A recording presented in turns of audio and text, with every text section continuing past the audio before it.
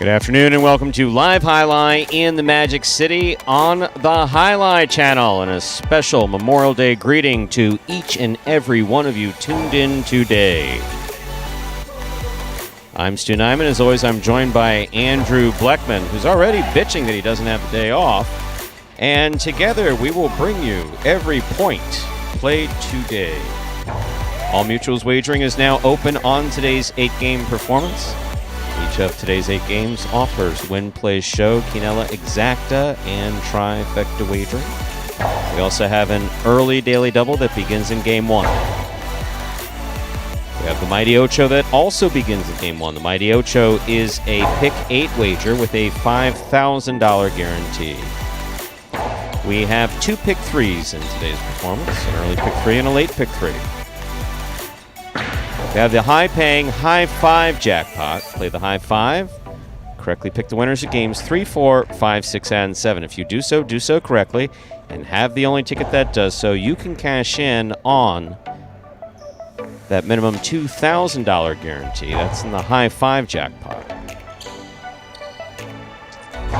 Online wagering is available at watchandwager.com, or if you're in the state of Connecticut, mywinners.com. However, placing a bet is not necessary in order for you to enjoy all that we have in store for you this Memorial Day. We do have one scratch in today's performance. Number 4, Bragley is scratched in all his scheduled appearances today. Once again, Bragley is scratched in all his scheduled appearances today. There are no scratches in Game 1. There are no scratches in Game 2. Beginning in Game 3, post 7, scratch Bragley, replace Bragley with Julin. Game 3, post 7, scratch Bragley, replace Bragley with Julin. Game 4, post 5, scratch Bragley, replace Bragley with Haratz. Game 4, post 5, scratch Bragley, replace Bragley with Haratz. There are no scratches in Game 5. There are no scratches in Game 6. Final in Game 7, post 3. Scratch Bragley, replace Bragley with Ron. Game 7, post 3. Scratch Bragley, replace Bragley with Ron. That is the scratch of Bragley as he affects today's performance in its entirety. So with all that in mind, we ask you to make your wagers as early as possible within the scheduled post times, then sit back and relax. Post time for game number 1. Post time's the time that we start these games. Is now just about 8 minutes away. And apart from being upset about being here, Andrew, well, how are you? I will say the ironic thing is I was trying to talk to my boss to work more this week. And you're saying that, wow, I don't even want to be here. You know how many top 10s we have to get to, Stu? You know, they don't just get made by themselves, you know? We got to get in there. We got to spend some time. We got to do it. I thought that $50,000 top 10 machine did all the work. No matter what it... Wouldn't that be something? I feel like that replay technology could give us something similar But haven't to that. you noticed that? It's kind of funny. Like every piece of equipment has $30,000. But it's it's a camera that has nothing to do with the $30,000. Or like a software, it's like $30,000 every time? Yep. So in other words, to make this go back and look at this in slow motion, you need $30,000. Yeah. Why hasn't the price come down a little bit? Oh, it used to be $300,000. Now it's $30,000. So if the program survives another 10 years, maybe we'll be able to afford it. Yes, we'll get those eventually. But doing well, as you said. And holiday today. And for the record, a lot of folks you did not bitch about having to be here. You weren't sitting there long faced going, I feel like people know. I'm missing barbecues. And you never sound like that anyway. But only voice I could muster up this. You get to miss the family barbecue, and family's in Chicago. I know. Oh, I'm sorry. I forgot Jeeves in the jet. If anyone can make it there after work, it will be Andrew. I was going to say, I get to spend the day with you, and what's better than a holiday with Stu? I can think of a lot of things. I think of a lot of it's a really, really long list. Including, but not limited to. All right, well, game number 1. We'll get to that. A good 6 minutes. Yeah. Not a bad one. Not a bad one. Good one. And game number 1 coming up in just about 6 minutes. And as we do before the first game of all of our performances, take a look at this video that will explain the scoring format for all 8 games, which today, as every day, is Spectacular 7 scoring. Spectacular 7 singles games are played with 8 players. Each player wears a different color jersey numbered 1 through 8 on the front. These numbers are traditionally referred to as post numbers. Post numbers are used to signify the order in which the athletes will play in a game. These numbers are also used for betting purposes. Don't be confused by the numbers on the back of our jerseys. Those are just for fun. Each game begins when the player in the post 1 red jersey serves to the player in the post 2 blue jersey. The served ball must land between the 4 and 7 lines marked on the court's side wall. If the ball lands between those lines, the serve is good and play continues until one of those 2 players wins that matchup. The player who loses the matchup exits the court and waits for his next turn at the end of the rotation. It's important to note that every game has 2 rounds. The first 7 matchups in a game make up round 1. Each matchup in round 1 is worth 1 point. Round 2 refers to all matchups that take place after the 7th and final matchup of round 1. The number of matchups in round 2 varies from game to game. And in round 2, each matchup is worth 2 points. The first player to earn 7 points wins the game. And we are back here now, 4 minutes away from game number 1. Got some interesting conversation. I mean, Michael, Steve, I'm sorry I cut you off. But look, here, we have to address this. When you get a compliment, especially a profound compliment like this. Did I get one? We did. Oh, we did. From Michael. D. Look at Keck Ward, Stu. I'm sorry. Definitely have revived this sport. We really haven't. We've been part of a revival, but we personally haven't done it. And to be honest with you, Paulie would have done it year 1 had I known what the hell Scott was talking about. This is not just something that I make up. I did not understand what Scott Savin wanted in terms of announcing until the 3rd year. And I apologize to Paulie for that. I really do. The discussions that have nothing to do with highlight are great, like a colonoscopy. A good one, not a bad one. Not a bad colonoscopy. No, absolutely. I could go into what constitutes a bad colonoscopy, but I don't think anybody's particularly interested. In this particular show, we have Mo Crank there. Hi, Mo, Tampa.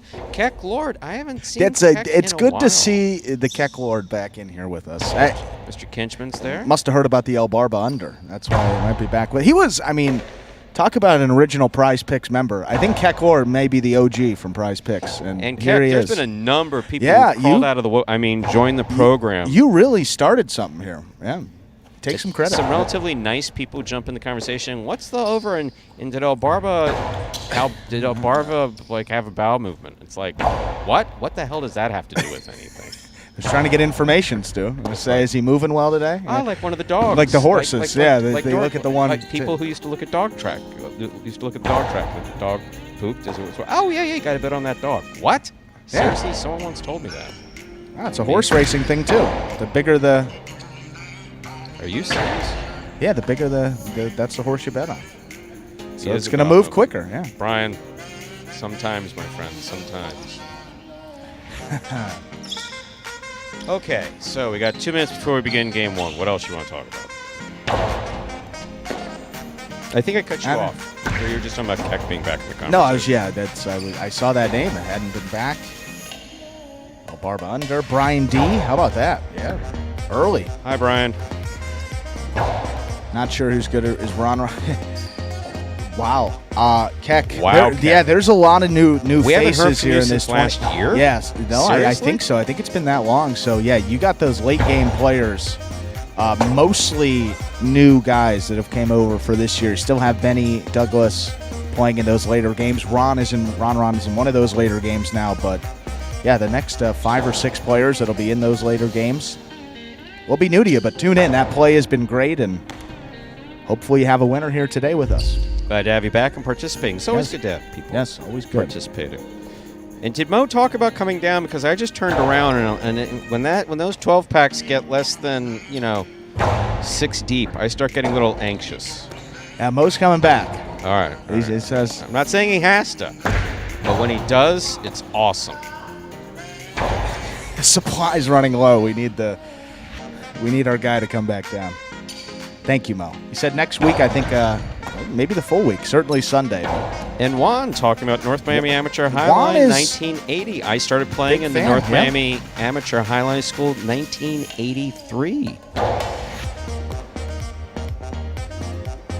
It's interesting. I had a debate with one of my friends. He asked me Coke or Diet Coke yesterday, and they were on both sides of the debate. We can get into that a little bit later, but timely there with that Mo Crank comment. Game number one. There is only regular Coke. Diet Coke. Ugh. Garbage. I have some thoughts for you. Game one. I have a thought for you, too. Garbage. Time to begin game number one. It is a spectacular 7 singles match. Not the people who drink it, just the product itself. Game one is a spectacular 7 singles match. It's played to 7 points. Points will double after the first round of plays. Serving up first in the red shirt at post 1 is Jedden. Receiving in the blue post 2, Tennessee.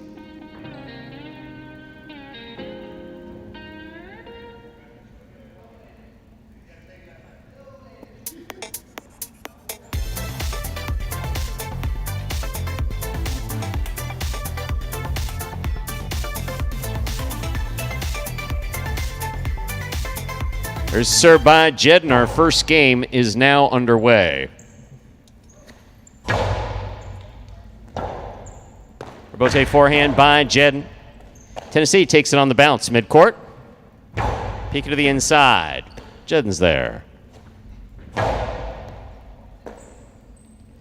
Backhand by Tennessee.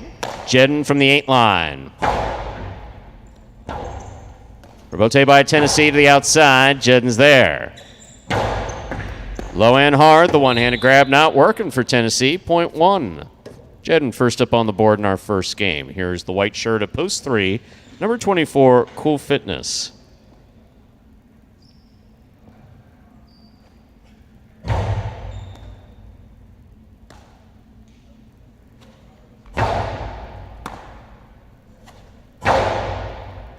Here's the catch by Cool Fitness. There's the backhand. That hits the top of the pad, and the pad is bad, point 3. Here is the green shirt of post 4, number 30, Diaz receives.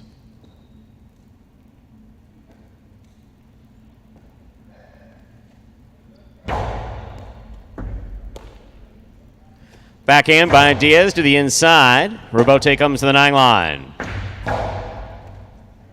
Diaz from the outside. Cortada, long Cortada, stopped.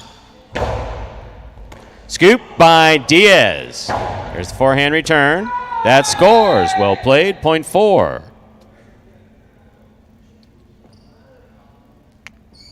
Here's the black shirt of post 5. Number 77, El Barba.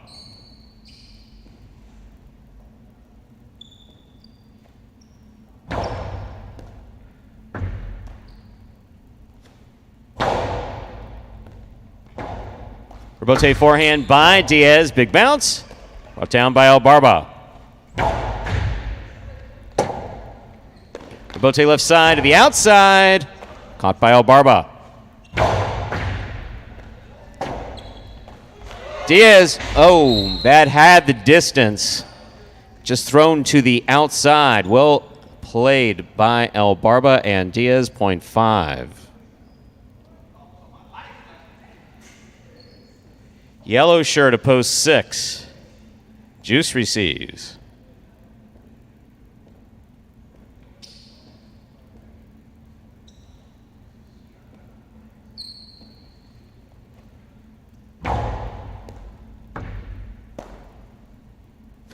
Powerful forehand by Juice. That touched the overhead screen. That's out of play. Point 5.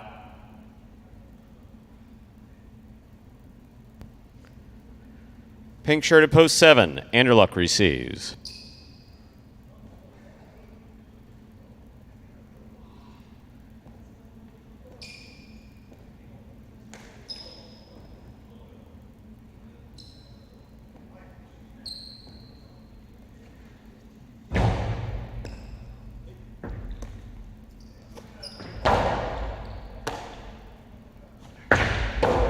Two all scores for El Barba. That's well executed, point 5.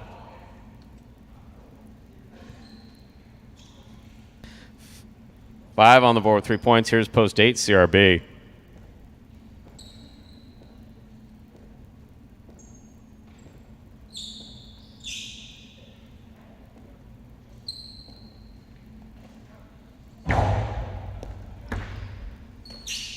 CRB, backhand.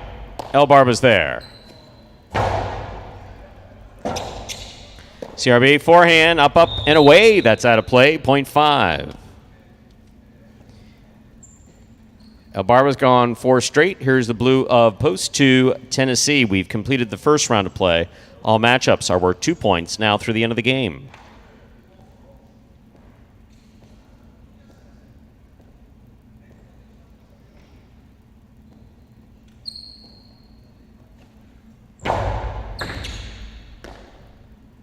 Backhand by Tennessee.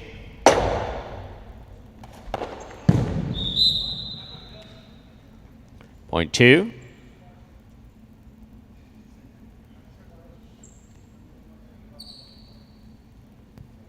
Joe on the board with 2 points. Here's post 1. Jedden receives.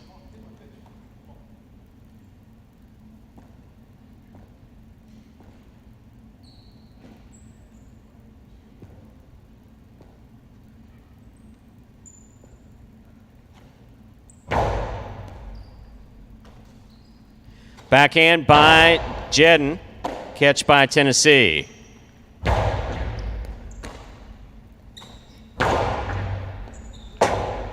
Tennessee goes to the floor, saves the rebote. Jedden attacks. Powerful throw to the outside. Tennessee gets there. That's outside. It's outside of play. Point 1. Good effort by Tennessee. One on the board with 3 points. Here's post 3. Cool Fitness.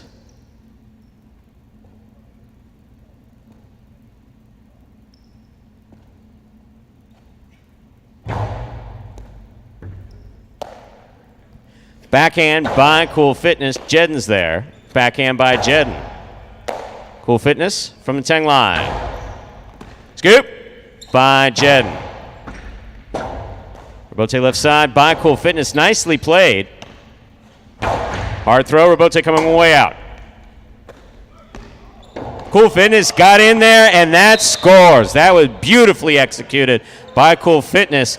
And that's the type of shuffling shoulders that I think Scott Savin's talking about. What the hell was that you just did to your cousin? Show some respect for that man.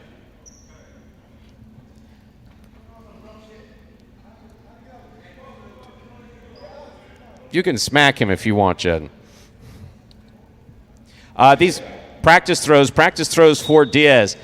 Sesta broke on that last play. Once again, these are practice throws with a new piece of equipment that's hooking on the left side.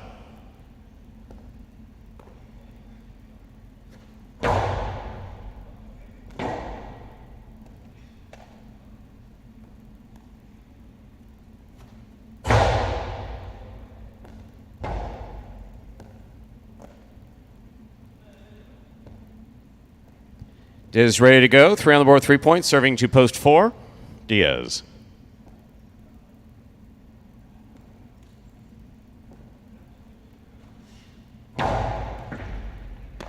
Ball tip, point 3. Possible game point for the white shirt at post 3. Cool Fitness trying to stop him. Juice.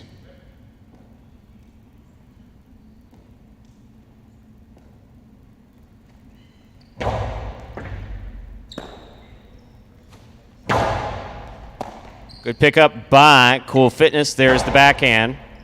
Robote left side by Juice. Cool Fitness with a tip ball. Point 6.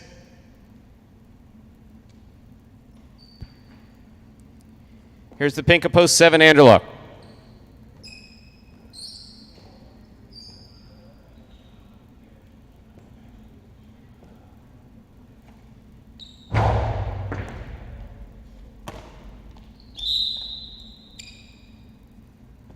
Point 6.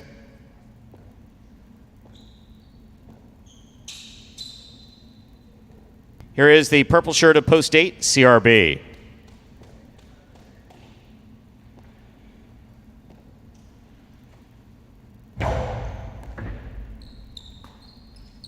Backhand by CRB.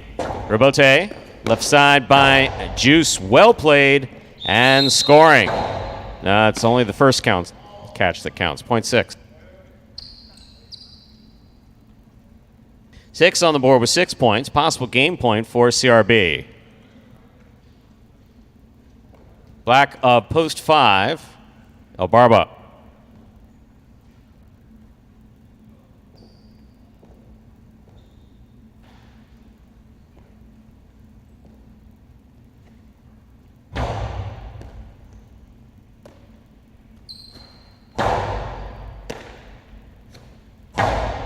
Big backhand. Robote coming out. El Barba makes a save. Good catch by Juice. Powerful throw. Robote left side by El Barba. Nicely played. Juice is there midcourt. Powerful throw right up the middle. Scoop by El Barba. Juice is looking for a tough Robote. He made it. El Barba almost got there. That is point and game, ladies and gentlemen, for the yellow shirt of post 6, Juice. Good effort by Barba. No playoff here. 3 places, 5 shows. Unofficial order finish 6-3-5. Price will be up in a moment.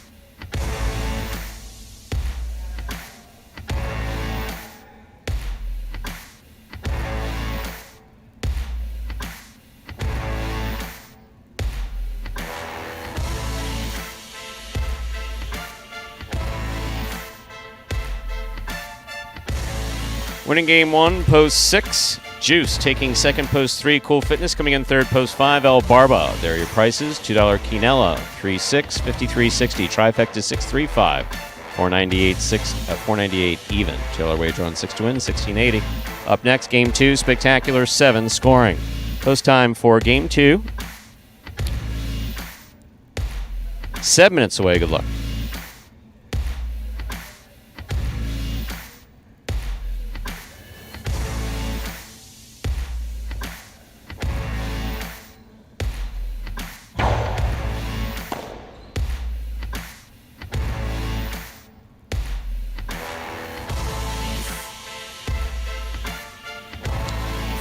And with just about 7 minutes to go until game number 2.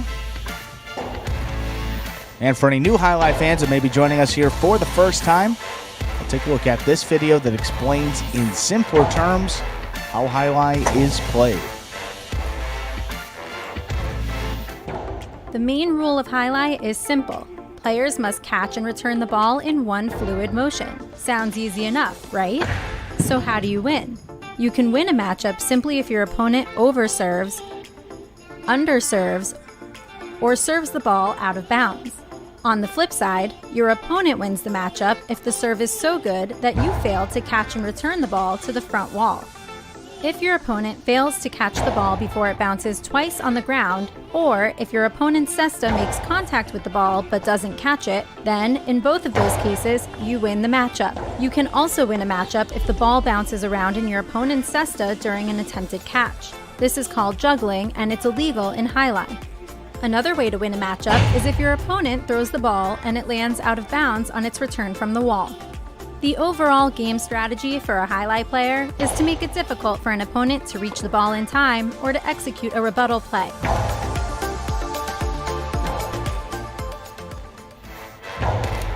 And we are back here now, just about 6 minutes away from game number 2. Those are the entries there for your second game. Flash those up on your screen now. No scratches here in this second game. Bradley, if you're looking ahead, is out in all of his scheduled appearances here today. That will affect games 3, 4, and 7. Looking ahead to that. Maybe the high 5 in particular.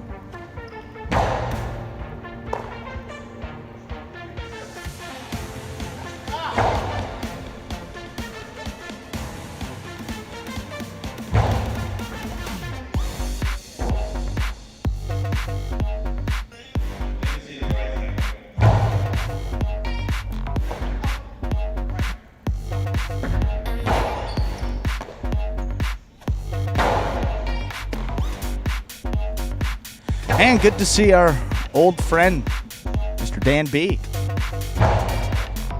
Always from Ohio, always introduced himself. Good to have him back here. Tuned in yesterday, if I'm not mistaken. Back here again with us. Hope you have a nice Memorial Day as well. Yeah, good game number 1 here.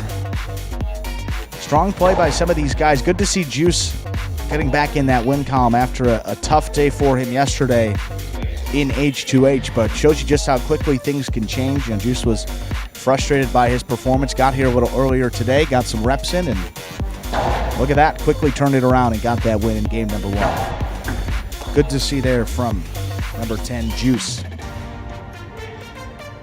Let's see that win for Juice. Win number 4. Same number as Diaz for the season. Juice, 4 wins, 8 places, 7 shows. A little over 22%, a little under 23% rather, in the money this season for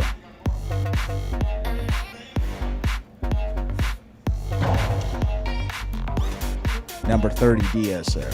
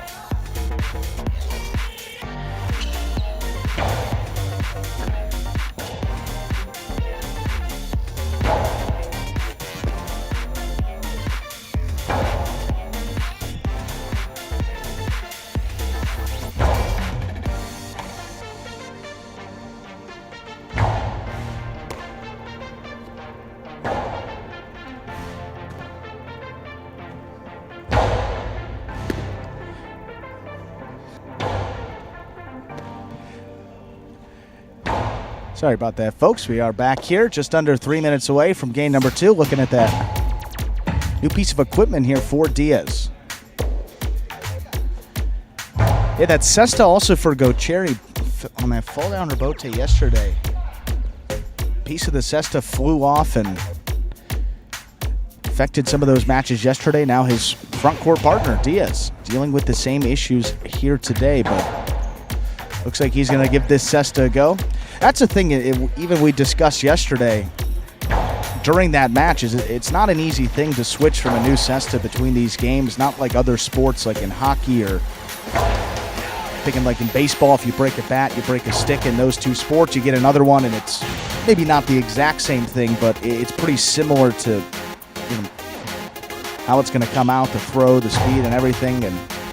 But here in highlight, completely different. The way that ball is going to come out, kind of the best comparison to me is like playing with a different golf club. I mean, you're used to one thing, and then someone gives you a new club. You don't know how it's going to react off the face. You don't know how far it's going to go. You don't know how high or low it's going to go. And especially when you have that overhead screen and the lower pad, the height is certainly a big part of it here in highlight. So not an easy adjustment here for Diaz. Certainly not an easy one for Gocherry yesterday, but handled it like a true professional. Got out there, played his heart out. I mean, the guy was bending over, hands on the knees after every point, and coming up just a little bit short there in those H2H doubles matches. Again, Sunday, Monday, Tuesday, H2H, group number 1 in singles for today. That singles group number 1 has been just awesome to watch pretty consistently from the start. Those are the top players, some of the higher-rated players in the Battle Court season, basically the 1 through 3rd ranked players on those squads, all competing in group number 1. 5 p.m. Eastern time here today. WatchHighlight.com or the Highlight app. You can play along with that Fantasy Highlight contest as well. A lot of folks, I believe those prizes were sent out, so if anybody has yet to receive those, definitely send an email to myself, and we will get you all that.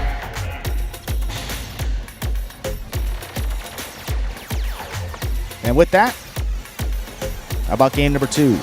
Stu? Let us begin game number 2. It is a spectacular 7 singles match. It's played to 7 points. Points double after the first round of play. Serving up first in the red shirt of post 1 is Tennessee.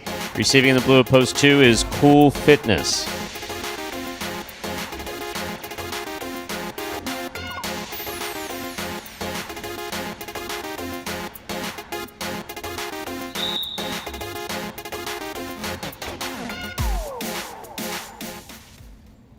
There's a serve by Tennessee. We begin.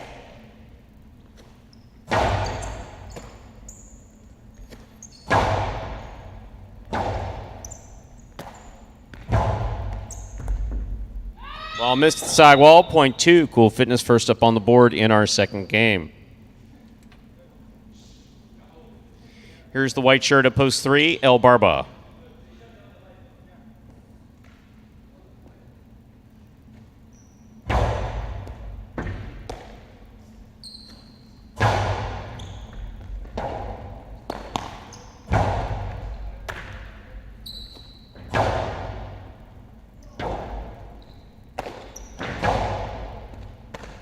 El Barba with a tip ball, point 2. Green shirt, post 4 now ready to receive is Jedden.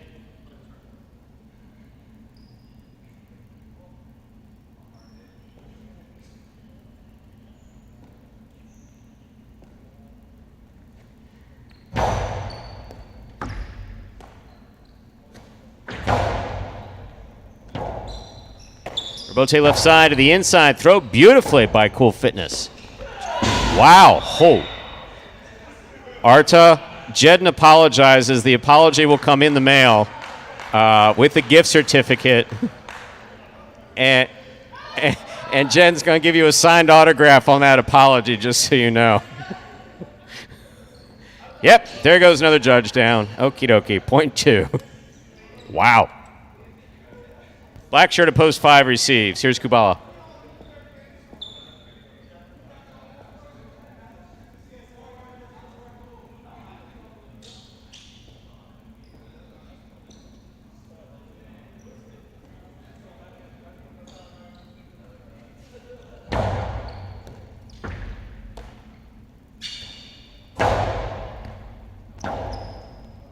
Bote forehand, nicely played. Kubala makes the catch. Don't talk, catch the ball. Point 2. Catch, then talk. Sign the wrong point there.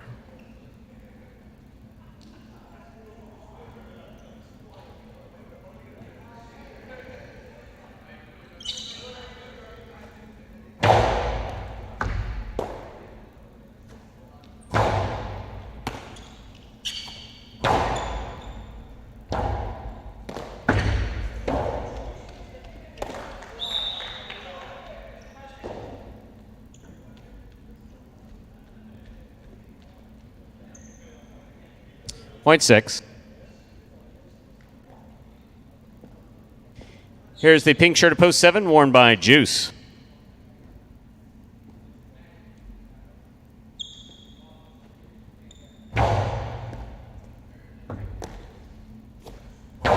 Big backhand by Juice. Rebote left side hooked. .7.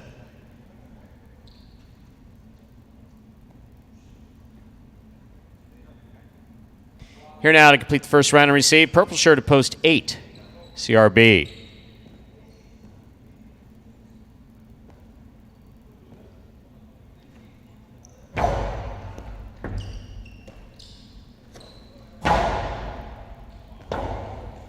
Rotate forehand by Juice is out. .8.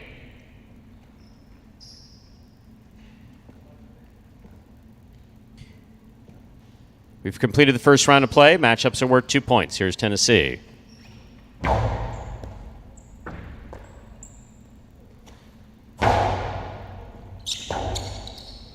Rotate forehand by CRB. Catch by Tennessee. Juggling on the catch of Tennessee. .8.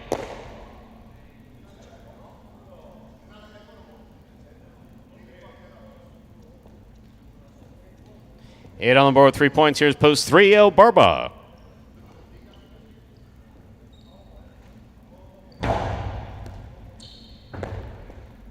Ball tip, .8. CRB's gone 5 straight. Possible game point for the purple shirt. Trying to stop him is Jedden.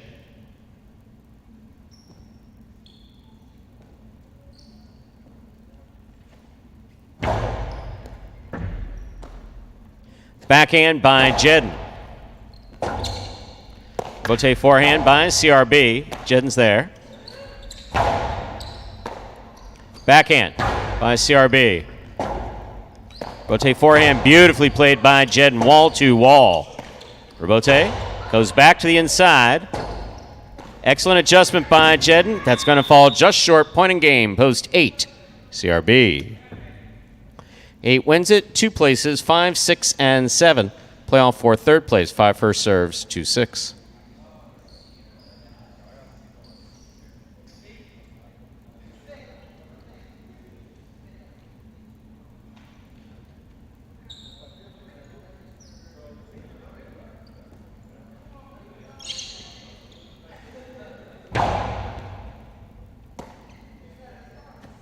Forehand by Diaz to the inside.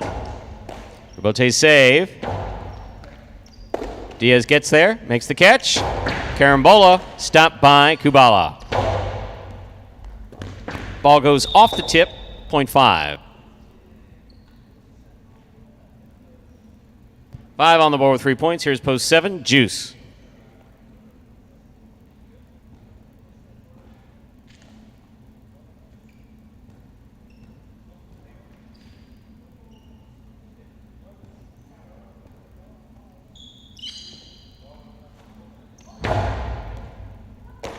Juice makes a great catch. Hard throw. Caught by Kubala. Backhand.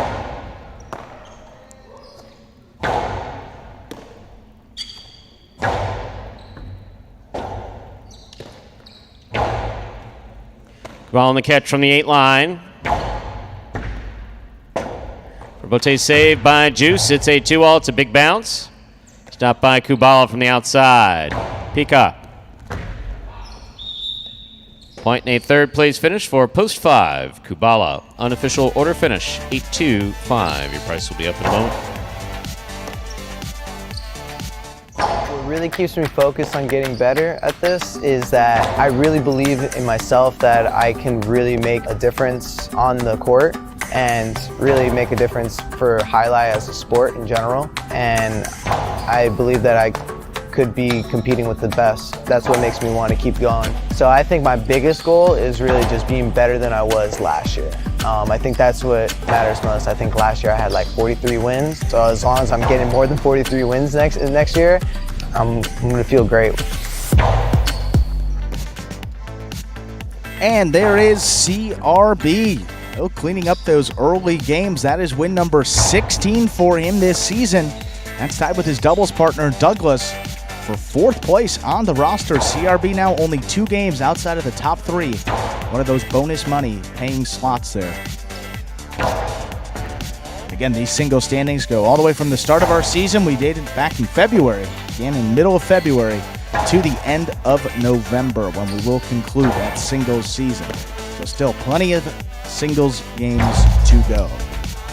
825 is official there for game number 2. $2 on the 8 to win will get you $860. The daily double, 6-8, $159.20. Pretty good payout there on that daily double.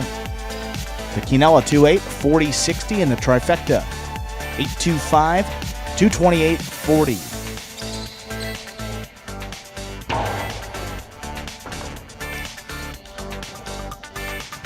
Up next, game number 3 and the start of that high five for today. To play the high five, pick the winners of games 3, 4, 5, 6, and 7. If you do so correctly and have the only ticket that does so. That is how you'll cash in on the minimum $2,000 in that high five for today.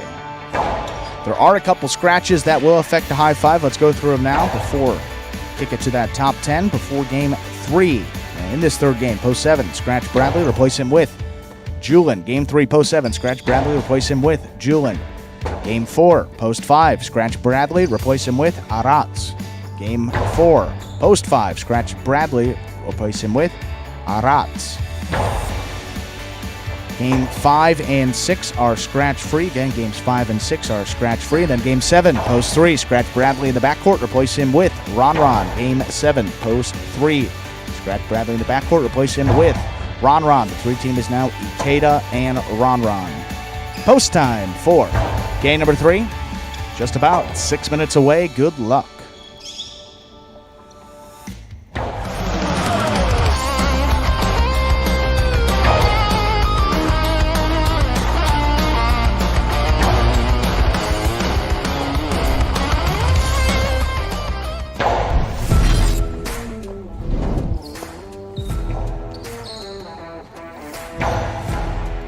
Powerful forehand by Juice. CRB on the save. That's up. That scores on the second ballot.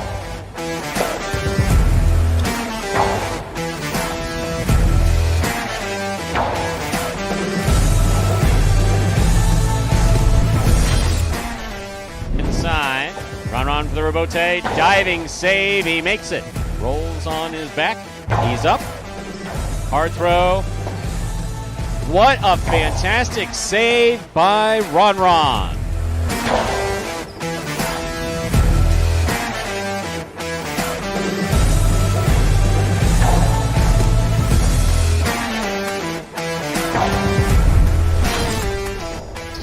One goes wall to wall, clears the overhead screen. Nicholas, good eye on the ball, keeps the ball in play. Goes to the inside. Nicholas runs all the way back and makes a spectacular save. He's up.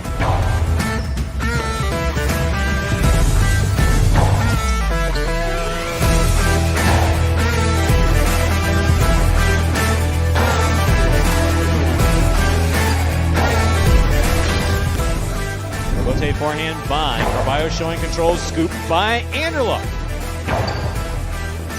Rotate left side, power to the outside. Anderluck on the diving rebote save.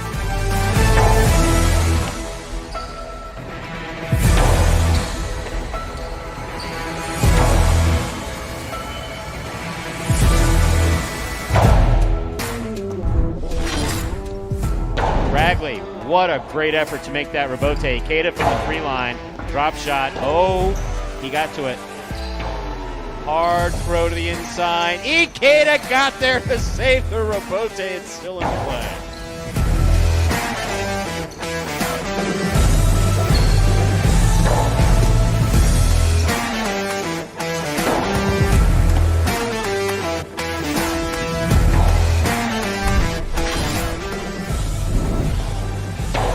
Manu, beautiful catch at the 10 line. Nice backhand. Rebote coming out to Carballo. Forehand rebote goes wall to wall rebote. That counts 100%.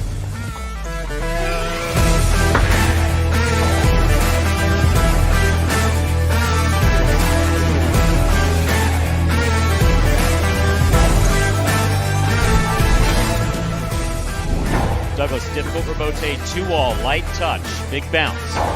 Stopped by Benny on the outside. Benny, powerful, looking for that 3-wall play. Douglas reads it, got there.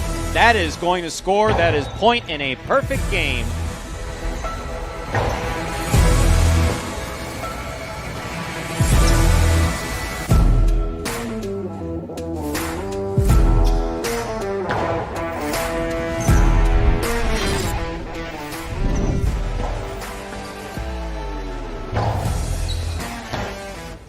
Powerful backhand. Wow, what a rebote by Manu.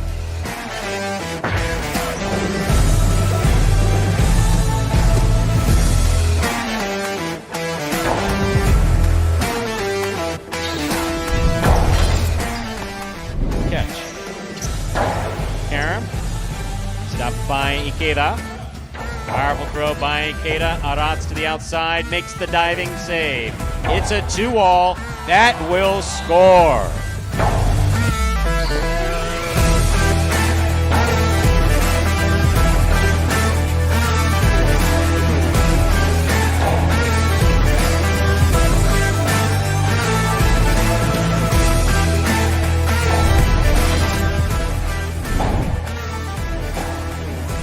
Rebote forehand by Carballo. Anderluck on the right side.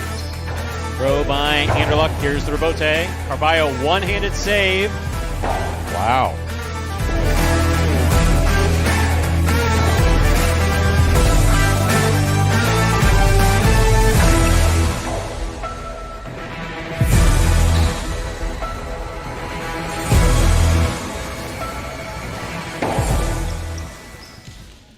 And folks, those were the top 10 rebote saves from the first 10 weeks of the 2022 season right here at Magic City Highlight. Always good to see. Reminder, the scratch game 3 post 7. Bragley is out, replaced by Julian. Bragley is out in all of his scheduled appearances.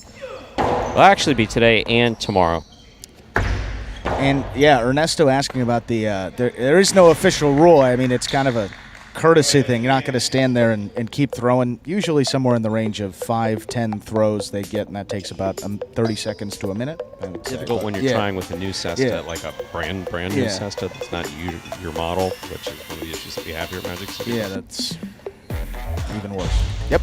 Game number 3, Stu. Time to begin our third game. It is a spectacular 7 singles match. Played to 7 points. Points double after the first round of plays. Serving. Red shirt post 1 is Anderluck. Receiving blue post 2, Bueno.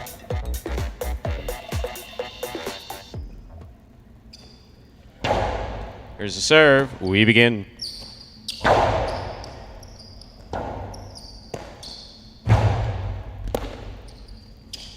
Coast to the inside. Scores for Bueno. Point 2.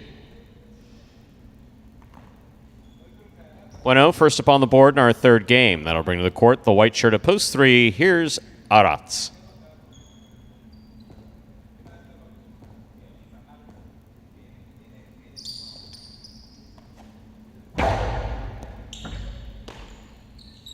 Backhand by Arats. Rebote forehand. 2-all by Arats is wide. Point 2. Entering the court, the green shirt of post 4, number 23, Ikeda.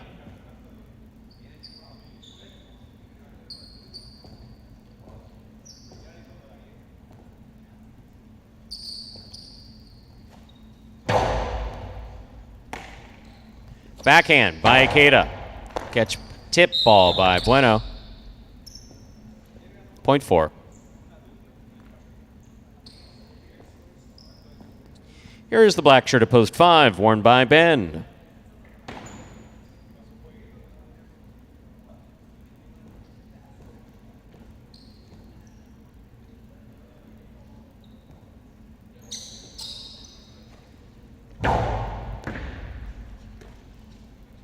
Backhand by Ben. Rebote forehand by Ikeda there at the side wall. Rebote forehand save by Ikeda. Ben picks it up. Backhand from the 7 line.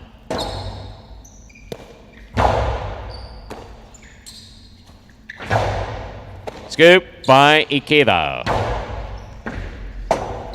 Ben, difficult rebote save from the 12 line. Nicely played. Karen with a light touch.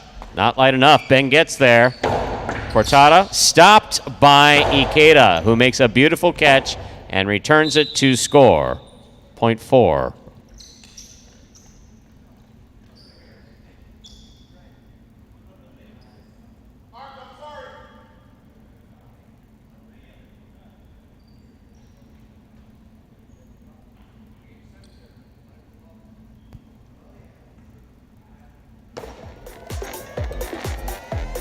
Ikeda hit with the ball, I believe. Take a moment to make sure he's all right.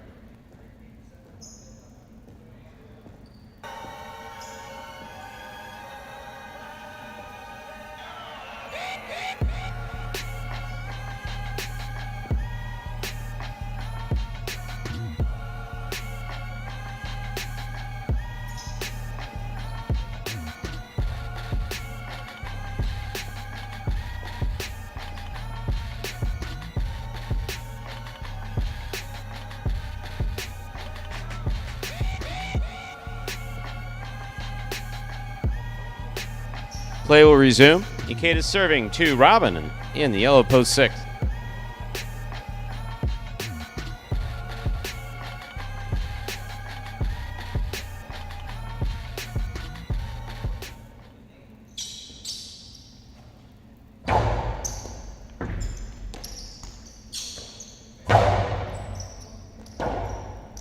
Rotate forehand by Ikeda. That hits the overhead screen.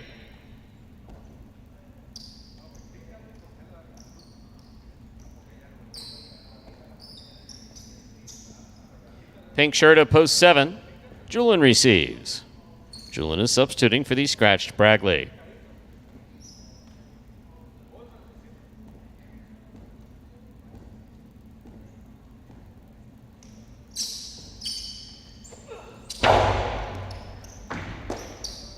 Backhand by Julian. Robin's there. Backhand 2-all thrown powerfully to score. Point 6.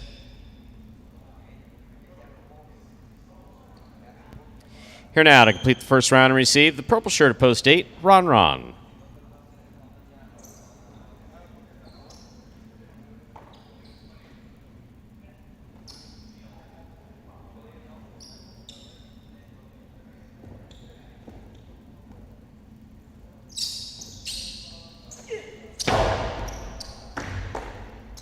Backhand by Ron.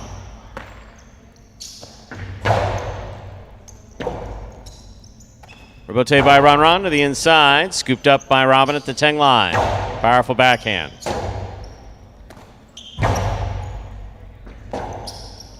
Rebote forehand by Robin. Scoop attempt tip. Point 6.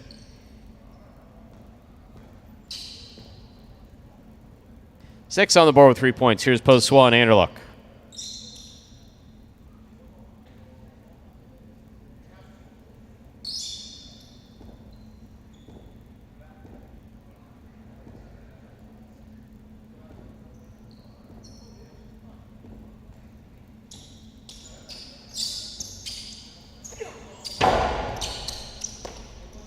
Backhand by Anderluck.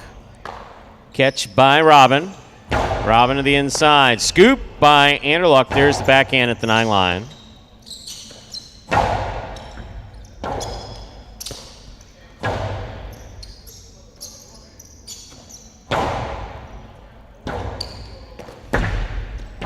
Two all. 2 bounces before Robin got there. Point 1.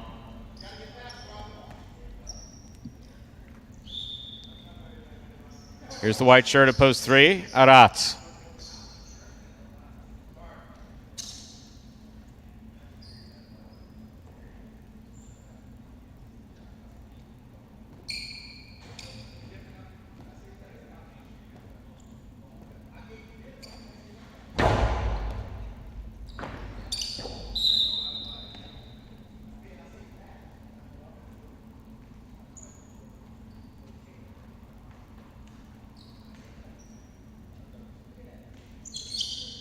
Point 1.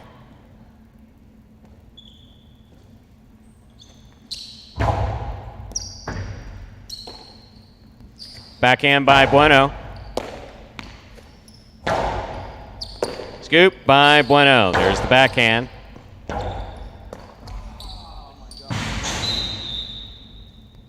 Point 2.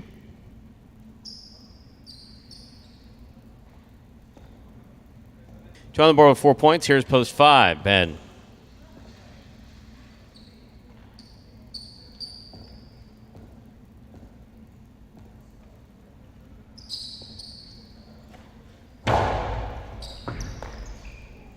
Backhand by Ben, thrown powerfully. Robote kicking all the way out to the 6 line.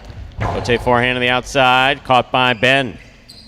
Ben lost his footing, but lands it in. Robote forehand by Ben. Point 5.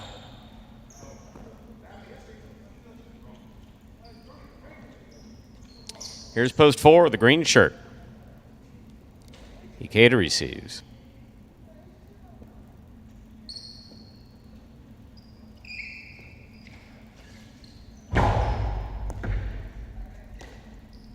Backhand by Ikeda. Ball tip, point 4.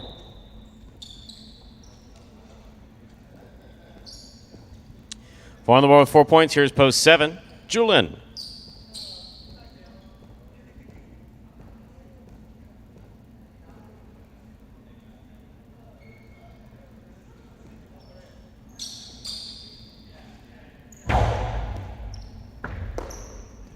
Julin, powerful backhand to the inside. Good catch by Ikeda.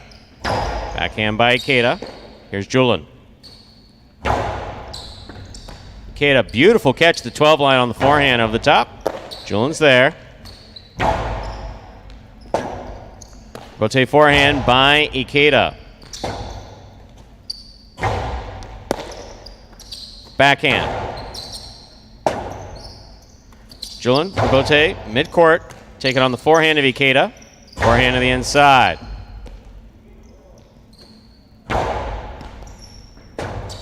Robote forehand, clears the overhead screen, stays in play. Julin with a nice grab and the carom. This one scores. A well-played point by Julin and Ikeda. Point 4, point 7.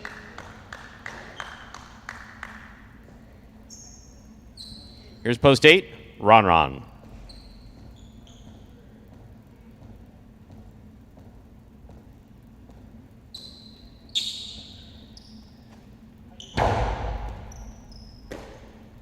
Backhand by Ron. Julin makes the catch. Backhand. Low and hard to the inside. Ron's there. 2-all opens up. Julin got there but could not make the catch. Point 8. Here's post 6. Robin.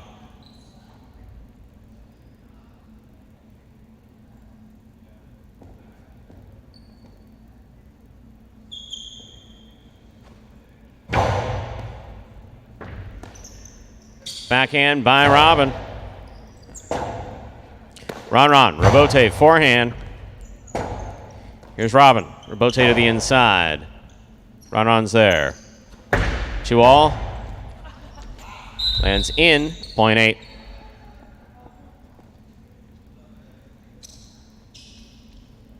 Ron has 4 points. Here's post 3. Arats.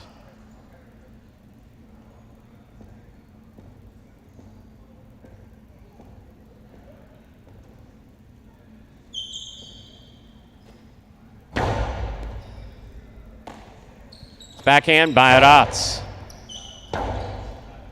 Rotate forehand by Ron. Arats is there. Backhand.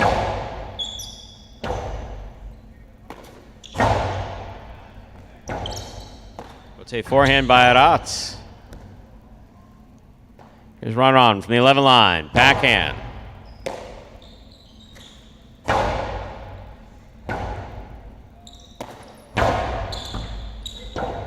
Rotate left side by Arats. Catch by Ron.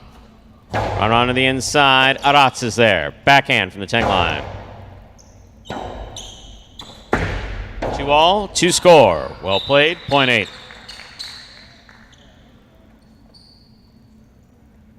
Possible game point for the purple shirt of post 8. Ron trying to stop him. Anderluck.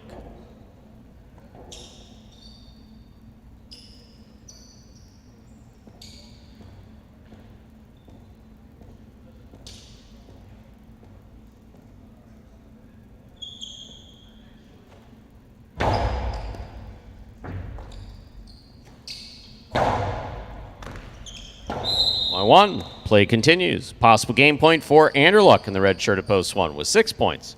Trying to stop him, the blue at post 2, Bueno.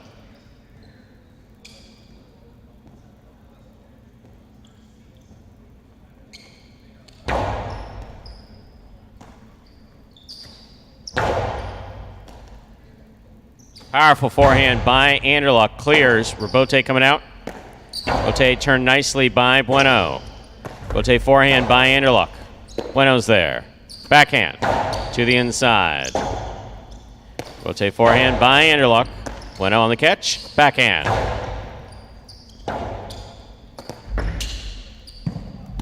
Rebote falls short. Point goes to the 2. Possible game point for the blue shirt at post 2. Bueno. He has 6 points. Trying to stop him, Ben.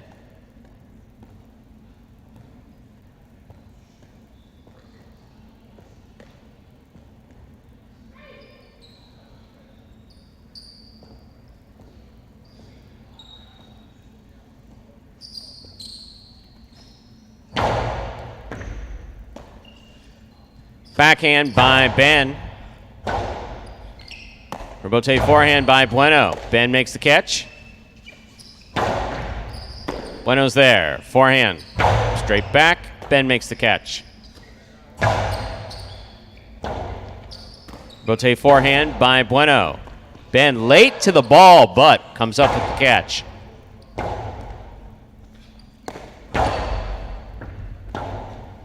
Rebote missed. Point in game. Post 2. Bueno. 2 wins it. 8 serves to 1. It's a playoff for second and third.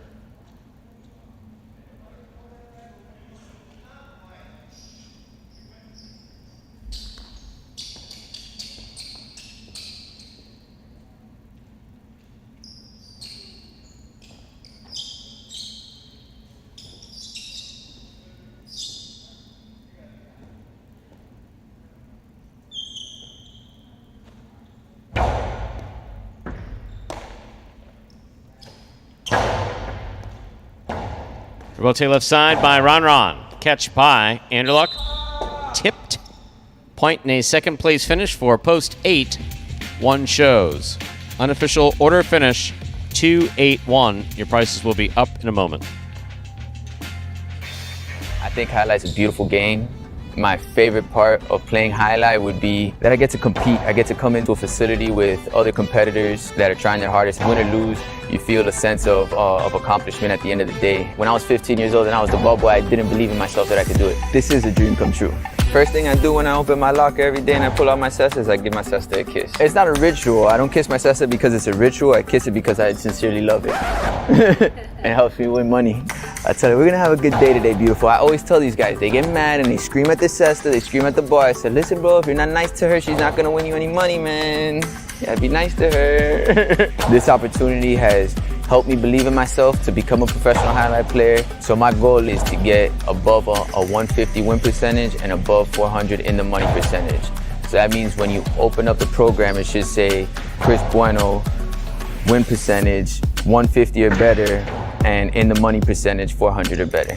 The strongest skill that I have in this game is that I don't let it frustrate me. I'm gonna finish every game that I get possible game point.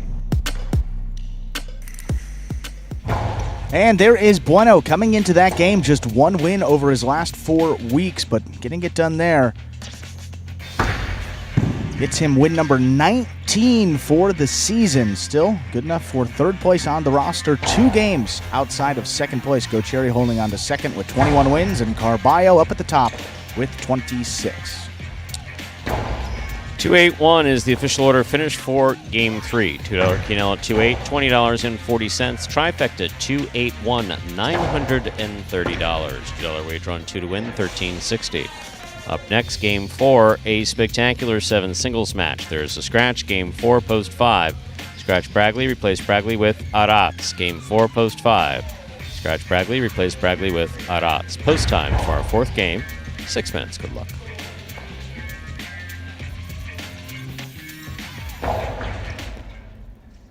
You're a sportsman, aren't you? Sort of. You like highlight? I like the way it's spelled. Me too. Yeah, with a J. How'd that get in there? I can handle your workload without any help.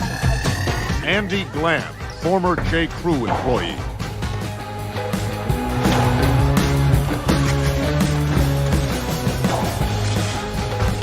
Dr. Dante Octavarius, seahorse breeder. The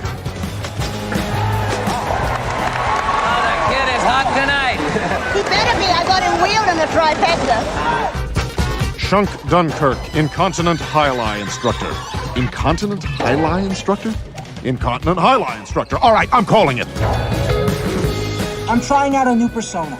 I'm club owner and high-lie enthusiast, Barry Mexico. What a fun and lazy character name. Was it your first thought? You know it. Barry Mexico gets down to business. And we are back now, just under 6 minutes away from the start of our fourth game. You see Ernesto talking about that Bradley injury. That happened in H2H.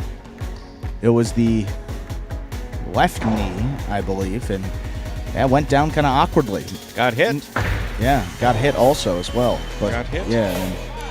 And that replay we showed a number of times at the end, that was the one that, kind of did it, but got hit earlier, and that definitely tweaked it a little bit. And as we've talked about here a number of times, problems with the knee and the back as a former track star at the University of Miami, so hopefully he is recovering and will be back here soon, but will be out for the remainder of the week, as Stu noted. Yes. And Ben lost weight. That's a good observation, Ernesto. Ben was pretty huge, and that's a compliment to Ben, obviously. Pretty huge. Like big, arms. That's what he wants. That's a positive term for millennials and Gen Z. You're looking huge, looking big. That's good. Ben's muscular? Muscular. Oh. Jeez. Do you think Ben's got an ounce of fat on that body? Nah, probably not. I took a look on the court and I noticed there were too many players out there, and I was like, yeah, of course it's Carballo. It's getting early reps, dude. Come on. It's not early reps. It's real simple. You have an 8-minute post time in between games, 4 minutes for 4 guys, 4 minutes for the second 4 guys. Not rocket science. Just it's not hard. Fairness, yes. Yes, it's called decency and fairness. Actually, it's got nothing to do with decency. It's really just it really is just more fairness. Decency was just on a word that was on the tip of my tongue. And if you get 5 guys on the court, it's too many guys. It's just that simple. Heavens, like Aratz almost just took a header. Wow. Had he not been looking because he was distracted by whatever, someone saying, "Hey, Aratz, how was your evening?" Bam, right in the face, right there. That's why we only have 4 guys on the court. That was scary. I mean, but people really, unfortunately, as is the case with life, even in my own life, a lot of people really don't learn lessons until they feel the pain of their actions. Ooh. And hopefully people just, look, I guess, absolutely. Well, no, can't disagree with that statement. It's a little deep. Let's take highlight, for instance. So, if we have a player who is repeatedly encroaching because they believe that it gives them, I'm not saying it does or doesn't, I don't believe it does, but in their mind it gives them an edge for them to encroach. Mm-hmm. They're at risk of getting hit with the ball. Correct. Best example of this is, and he wasn't really encroaching, was Inaki last year in the U.S. National Highlight Championship. Now, he thought Douglas was throwing one way, but Douglas was throwing away the other. No, that's not on Douglas. He was hit with both the cesta and the ball and fractured 2 bones in his hand. To his amazing credit, he came back out to try to finish that point. However, highlight, we call it dodging death for a reason. I mean, we are literally, with a lot of these things that people say that I make too much of a big deal out of, we're inches away from career-ending injuries. Yeah. I mean, it's really just that simple. So it's like, I guess that's one of the elements of the sport that people have always found interesting, is the danger associated with it. And the fact that this is not a traditional pelota makes it slightly less dangerous, I guess, than traditional highlight. However, I think that the shortness of the court kind of offsets that because the ball's coming faster. So, and so what is it, with the naysayers that are out there that say, well, the ball's really not moving faster. It's like, count the difference, Seriously, stop watching if you want. Between the ball coming off of the front wall and the time that it's caught on a short court versus a long court. Now, if we had a tradition, if we had granite walls, and we had a traditional float out here, you couldn't play it. It'd be like, a shooting gallery out there. Yeah. That I understand. I'm not saying one ball is faster, is not faster than the other. The ball in and of itself is. But the play on this court is very fast. So, keep 4 guys in the practice and don't encroach. Real simple rules. For everyone's safety.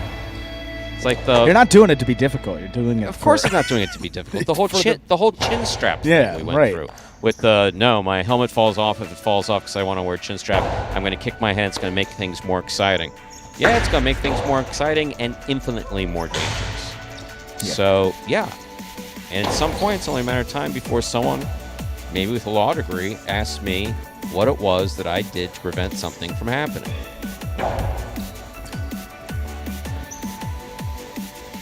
I've been in that position before. I've been in that position. Direct them to the rule sheet. Yeah, I've been in that position before. It's not a good position to be in. With that, let's get back into some highlight here. Game number 4, starting now. Time to begin our 4th game. It is a spectacular 7 singles match. Played to 7 points. Points double after the first round of plays. Serving in the red shirt of post 1 is Bueno. Receiving in blue of post 2, Ben.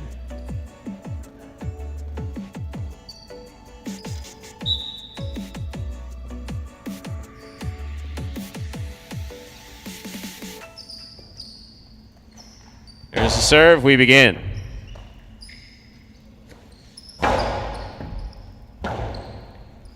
Rotate forehand by Ben.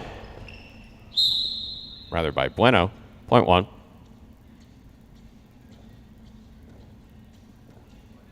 Here's the white shirt of post 3 worn by Kubala.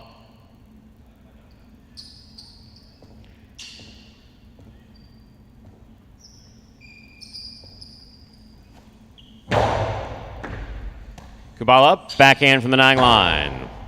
Bueno's there. Backhand from the 10 line. Rebote, left side by Kubala, is out. Point 1.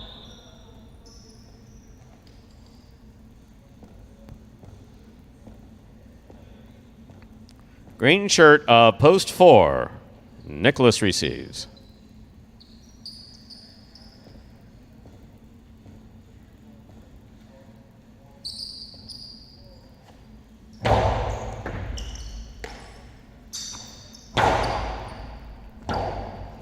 Rebote forehand by Bueno.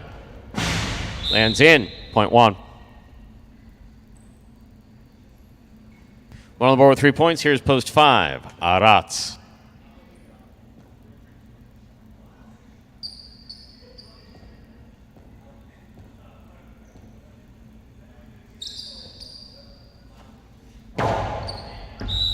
Underserve. Point 5.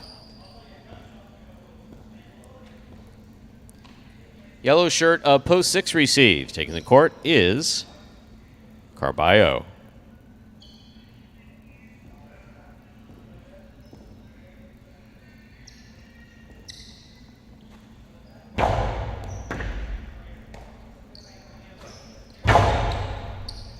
Powerful throw by Carballo. 2-all is out. Point 6. Pink shirt of post 7. Benny receives.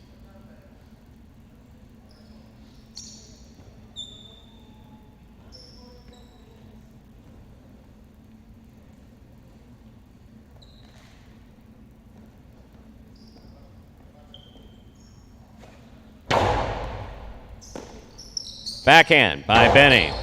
Catch by Carballo.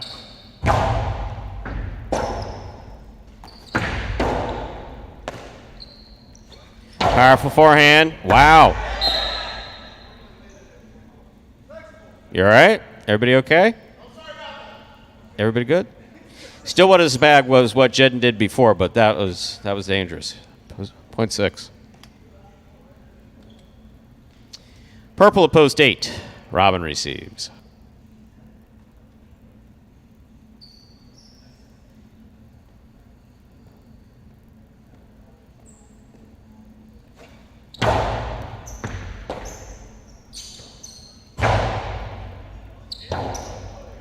Rotate forehand by Carballo. Scoop by Robin.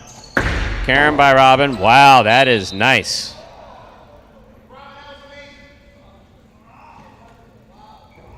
That is an excellent carom as executed by Robin. We've completed the first round of play. Matchups are worth 2 points through the end of the game. Here's Ben.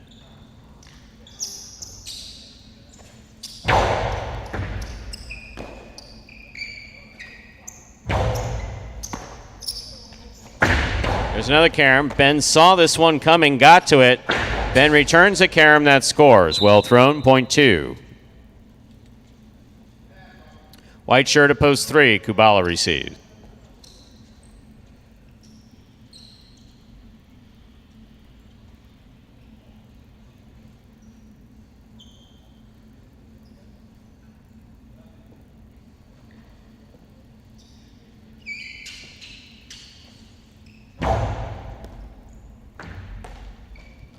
Backhand by Kubala.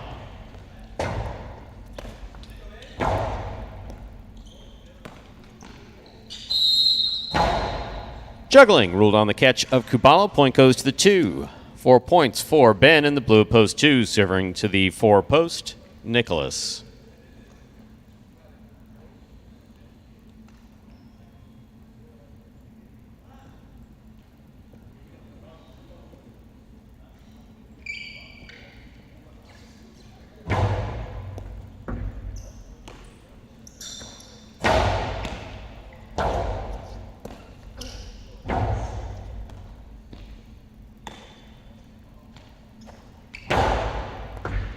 Here's the catch by Ben. There's the backhand.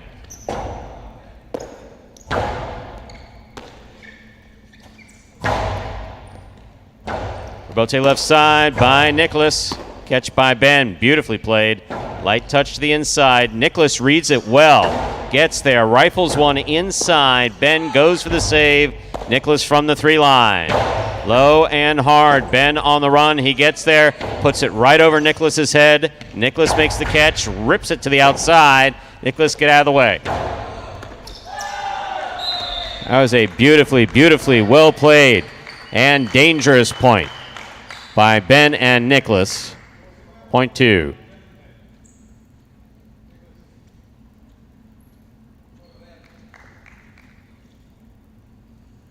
On the board with 6 points. Possible game point for Ben. Here's post 1.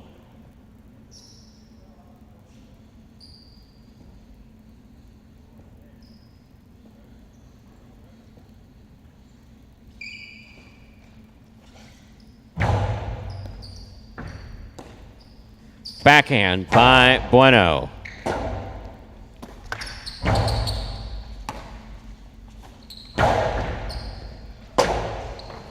Backhand by Ben. Catch by Bueno. 2-all by Bueno. Ben got there but could not complete the throw. Point 1. Possible game point for the red shirt at post 1. Bueno trying to stop him is Arat.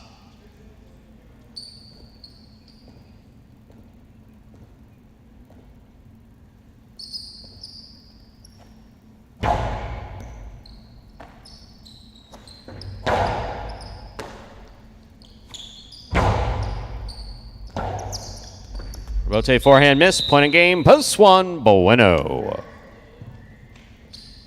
2 places, 6 shows. Unofficial order finish 1, 2, 6. Prices will be up in a moment.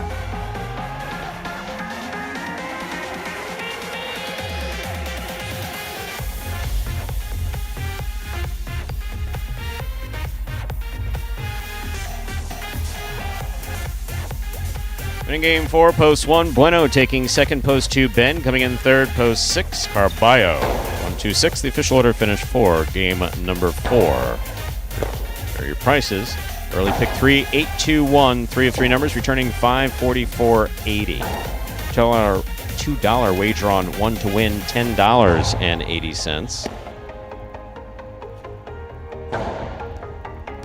Taylor Quinella 1-2, $25. Trifecta 1-2-6, $240.60. Up next, game 5. First of our 2 doubles games. Dodging Death 1. Spectacular 7 doubles match. Played to 7 points. Points double after the first round of play. Ernesto, this is a political free zone. 2024 has nothing to do with gas prices unless, of course, you are talking about buying gas or oil futures, which I guess we could talk about if you want. But apart from that, gas prices are part of the free market. That's right, the whole free market. Corporations are allowed to make as much money as people are willing to pay. People are willing to pay a lot of money for gas. Unless, of course, you're talking about bringing in some type of authoritarian regime that's going to put gas control prices on and stuff like that, which I don't think you're talking about. That being said, this is a non-political show. Game 5 will be scored to 7 points, with points doubling after the first round of play. Post time for our 5th game, now just a few minutes away. Good luck.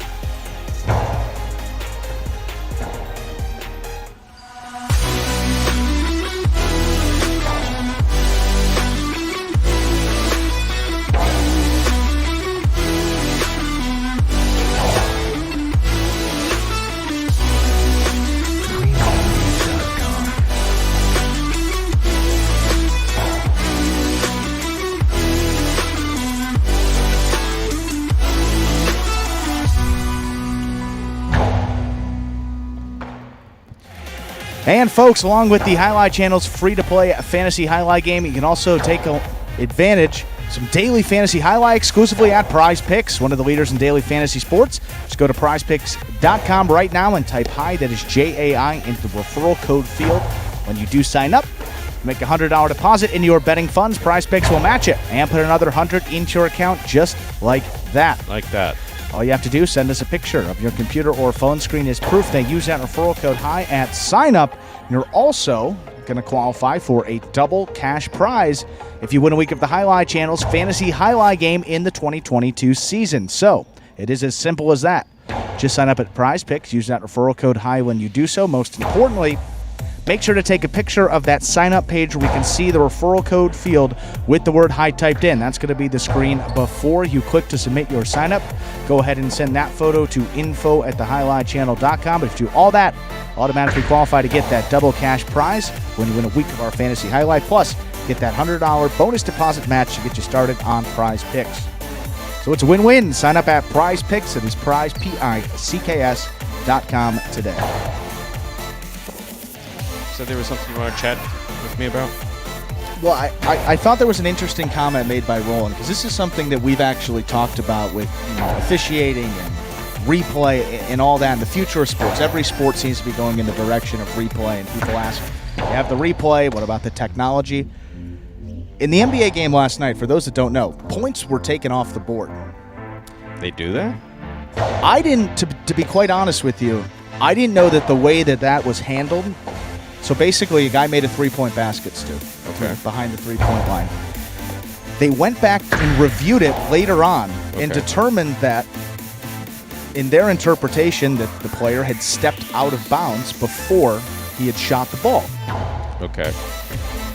To me, wouldn't you have to go back and review every single shot in every single game to take those points off? I've never in my life, and I've been watching sports, and I know there's plenty of folks in the chat that have been watching, double, triple the amount of time that I have in a lot more sports, but never in my life have I seen points taken off the board in that way, and that significant of a game. And the reason why, something we've talked about, you struggle with the concept of instant replay because you don't believe in taking points off the board. I don't believe it. And then they happen to show the call, and he never really stepped out of bounds. I know that Ernesto's going to talk about that, maybe a political comment, and they shift the gear, but that's what we're talking about with instant replay and getting it in. There's a lot of nuance to that, and where is the line? Like, where do you stop it? Because if you're reviewing that, you got to go back and literally review every single basket. And as Roland said, that was well after the basket had been made. We've had this conversation, and we're going to continue to have this conversation. Of course. Obviously, I'm sure next year something's going to be sprung on us in January that's just going to send me through the ceiling about, players have to be standing on their right foot in order to you throw can only a challenge if you're standing on your right foot and up the wall. Right. And all this other stuff. So I've always, anyway, I don't know about basketball, don't know about other sports. Yeah. Okay. But my view of it is this, is that if something happens and there is a question when it happens, and it is reviewed in that moment, and something whatever, it was a foul or the guy stepped out in that moment, then you didn't. Then okay. If you have that, technology to do that, then in that moment. But going back after the fact, we did talk about that with, I won't say who. It's a short list. But someone talked about if a player does this, then we'll take a point away. Yeah. And I was like, and right away. And I really came out of my chair like, no. It's like players earn points or they don't earn or they lose points. It's like you either earn it or you lose it. Points aren't used to basically balance things, to balance things or to penalize or no, like the whole penalty thing. No, like fine a player his weekly salary if you have to for doing something. But if you're going to make a correction, I believe, my own opinion, and folks, I'm all about even the political comment that I made before. I am a moderate and I am about equity. Right. I am about equity. Exactly. Of course, right now everybody hates moderates, so it's just kind of the way it is. But yeah, no, there's folks on both sides of the political spectrum I would vote for. But it's basically just basic fairness for the greatest number of people possible, I guess is the best way to say it. And so in my view, if you can do it in that moment. Absolutely. They take off points in the NFL and basketball all the time. You can challenge right away, and when the next play goes, you lose the right to challenge. But after the fact, 10 minutes. Yeah, that would be like, just an example in this, it would be like we're playing a match, and then we get to the third set, and then they're like, hey, a guy made contact with the cesta. We need to give him an extra. How do you go back and do that much later on in the match? It's crazy. You've heard me say it is that because we are a betting sport, right? I mean, we are expanding into making this a traditional sport. If someone's betting on something, that's what I'm thinking, because there's prices and lines and live betting and Max Strus props and everything. How do you incorporate that? How do you incorporate a bad call into, unless it's highlight, in which questionable calls have been part of it since the beginning. Right. It's always been based on a slight bit of human error. And if you know it, you incorporate that into your thinking. Right. Well, we can get back to that. Game number 5. We'll dodge some death here. We'll doubles. What are we talking about? Highlight. Time to begin Game 5, or as we call it around here, Dodging Death 1. Spectacular 7 doubles match, part of Doubles Championship Series here at Magic City. Serving red shirts, post 1, Cool Fitness Arats. Receiving blue, post 2, Inaki, Tennessee. Cool Fitness serves. Here's the serve. We begin.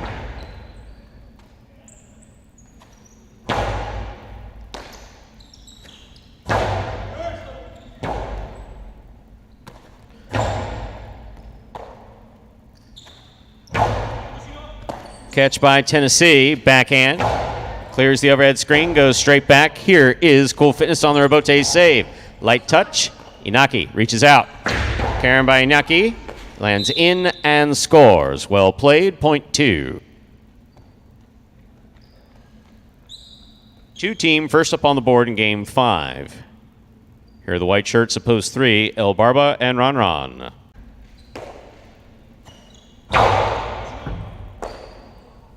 Backhand by Tennessee. That touched the overhead screen, point 3.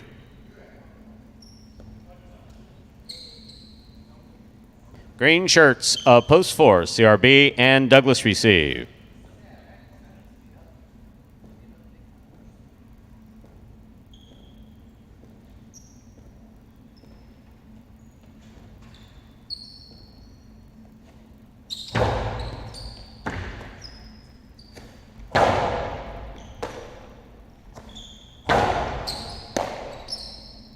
Powerful forehand by Douglas. Here's Ron Ron.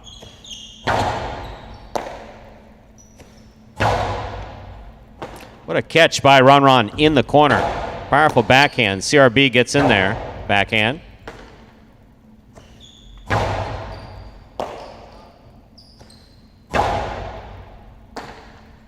Backhand by Ron Ron. Catch by CRB. Low and hard to the inside. Ron Ron's there. CRB again. Karam. Stopped by El Barba. Carambola by El Barba, stopped but not held onto by CRB. A well-played point, point 3. Black shirts, post 5 receive. The team of Juice and Manu.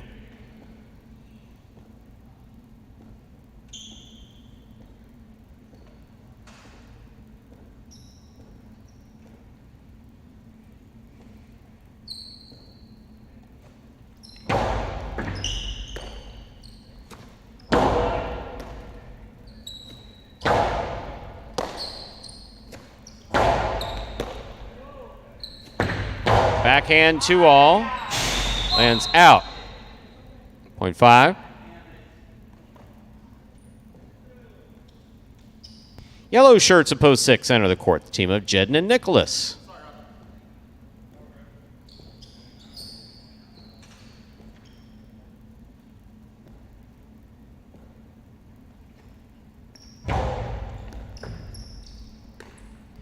Backhand by Nicholas goes wall to wall from the left side. Here's Juice. Hard throw to the inside. Nicholas is there.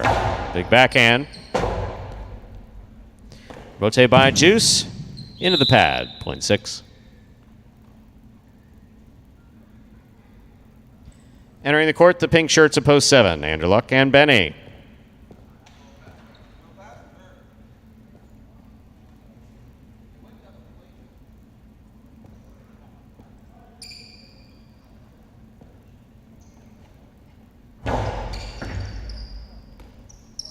Backhand by Benny. Catch by Nicholas.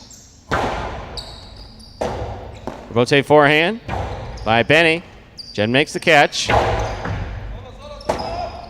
Rotate on the wrong side. 0.6.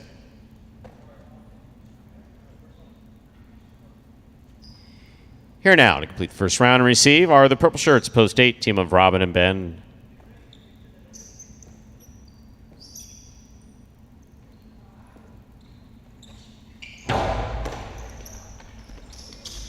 Drop shot. Nicholas read it, stops it.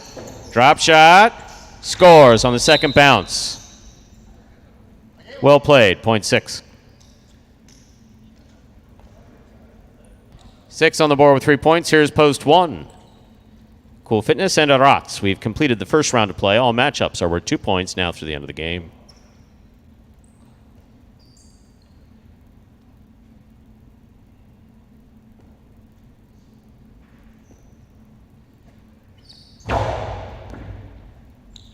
Arats, backhand from the 8 line. Here's Nicholas, backhand.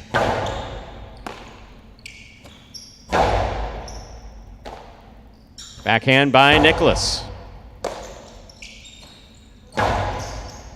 Nicholas gets in there, backhand from the 11 line. Powerful throw. Rotate left side by Cool Fitness.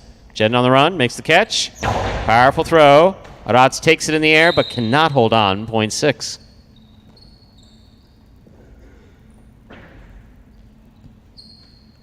Straight point, straight possible game point for the yellow shirts, post 6, Jedden and Nicholas trying to stop them. The blue at post 2, Iñaki in Tennessee.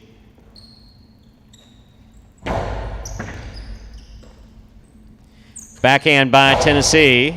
Nicholas is there.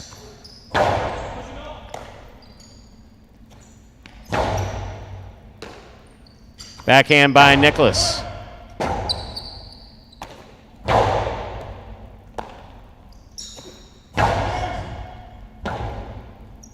Rotate forehand by Iñaki. Backhand by Nicholas.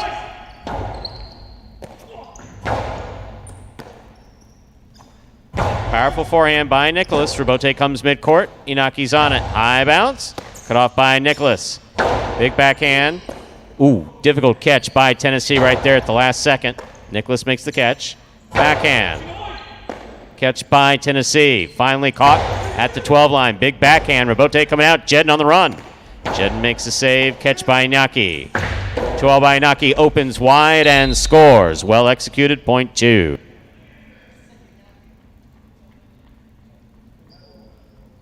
Two on the board with 3 points. Here's post 4, the green shirts, CRB and Douglas.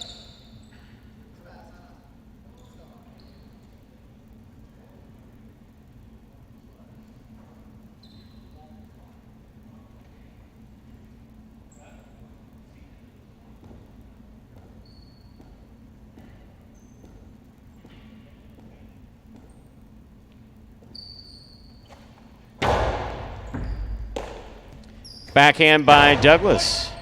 Excellent catch by Tennessee. Backhand. Catch by Douglas on the forehand. Iñaki from the 7 line. Powerful backhand. Robote coming out. Robote forehand by CRB. Here's the catch by Tennessee. Backhand low and hard. Caught by CRB. Rebote left side to the overhead screen. Point 4.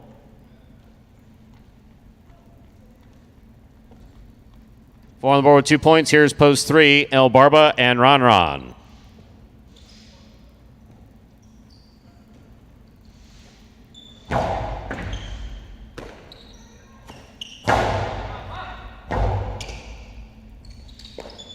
Rebote forehand. Here's El Barba. Outside placement, stopped by CRB. CRB carambola or something. Point 4. 4 on the board with 4 points. Here's post 5, Juice and Manu.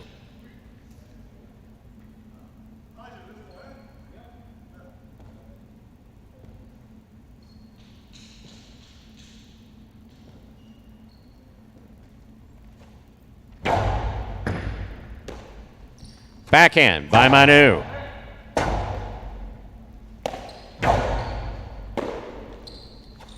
Karam scores. Point 5. 5 on the board with 3 points. Here's post 7, Andrew Luck and Benny.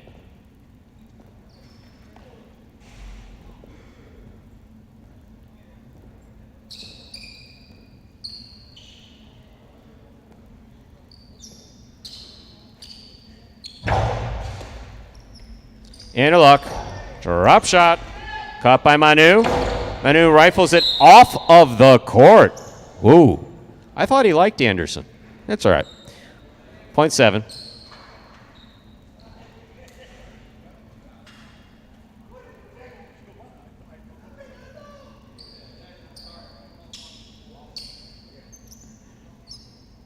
Purple shirts post 8 are back. Here's Robin and Ben.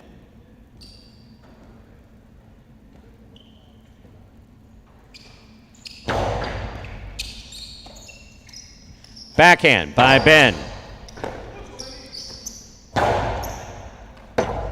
Ball tipped in the backcourt, point 7. 7 team has 4 points. Here's post 1, Cool Fitness and Arats.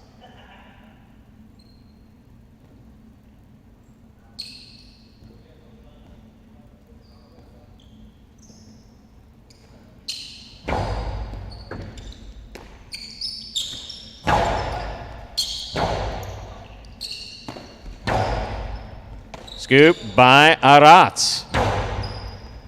Here's Benny. Backhand.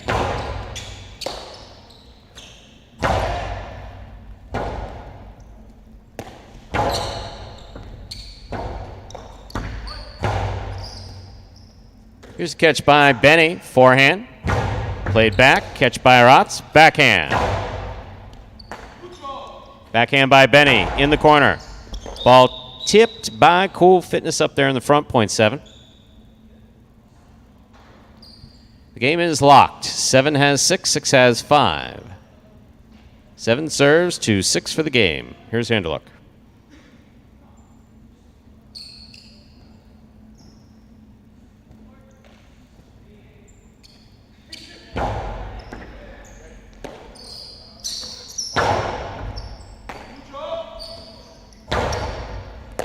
Fine catch by Nicholas. There's the backhand. Rebote coming out. Rebote forehand to the inside. Nicholas is there. Cortada with a light touch will score. On a game, post 6, Jedden and Nicholas. 7 places, 4 shows. No playoff here, 6-7-4. Unofficial order of finish.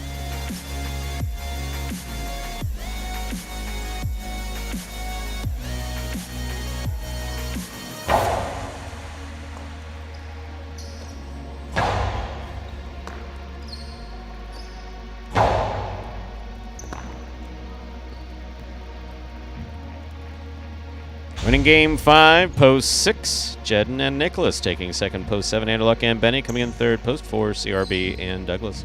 Taylor Quinella 6-7, 170-20. My oh my, what did Quinella pay off there? I'm sure even those with bizarre political opinions like Ernesto would agree. That is a high-paying Quinella. Just kidding, Ernesto. Trifecta 674, 883.60. $2 wager on 6 to win, $15. That's why we try to keep it political free around here. We respect everybody's political position, as long as it's non-violent, of course. It's like all peaceful paths to God, or none, whatever you choose. Straight down the middle. And yes, conversation in the chat kind of gets annoying if people start going off on either one political side or the other political side, so we don't like banning people for that stuff. So just keep it associated with highlight and the occasional errant comment about gas prices, I guess. Up next, Game 6. It's a spectacular 7 singles match. Played to 7 points. Points double after the first round of play. We have Republicans playing in posts 1 through 4, and the Democrats playing in posts 5 through 8. Or maybe it's the other way around. Who knows? Post time for Game 6 on this Memorial Day. Now just 7 minutes away. Good luck.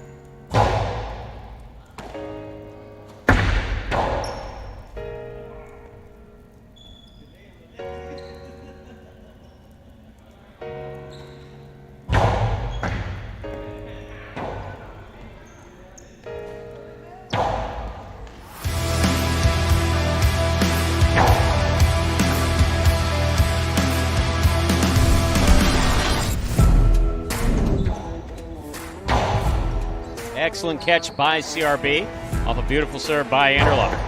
Anderluck with the 2-wall that opens and scores.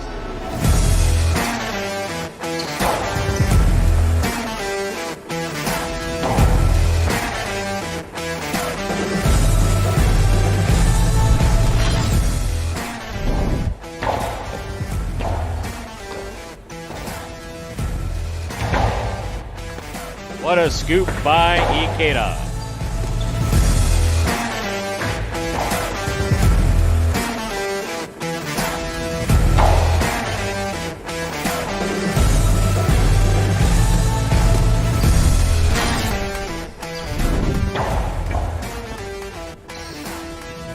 Backhand by Nicholas.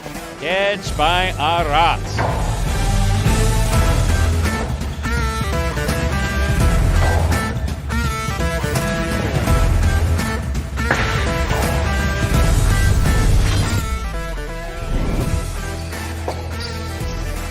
Rotate by Robbins, the inside.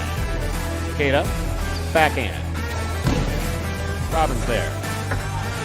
2-wall opens wide and scores.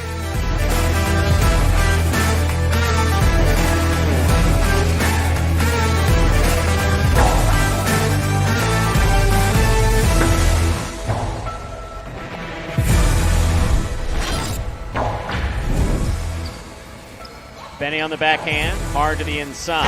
Robote, left side by Gauchetti. Catch by Benny. Benny Costi to the outside, the Philo scoring.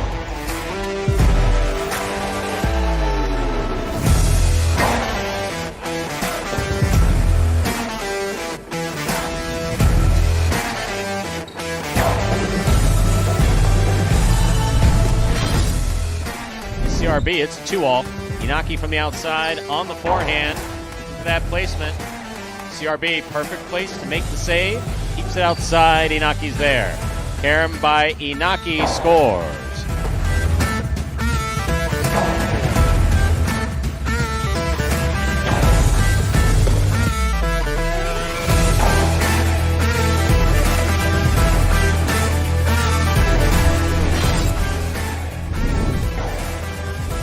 Nicholas moves up, makes the catch overhead, lays up the forehand, catch by Douglas. Backhand, Robote 2-all, went for it and it scored. What a shot.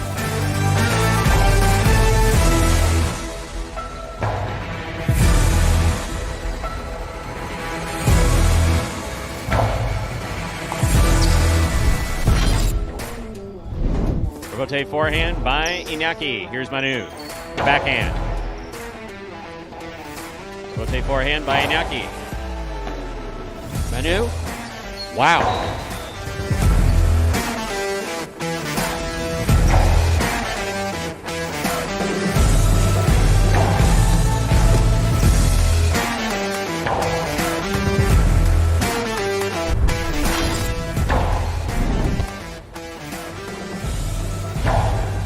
Powerful backhand caught by Gauchetti.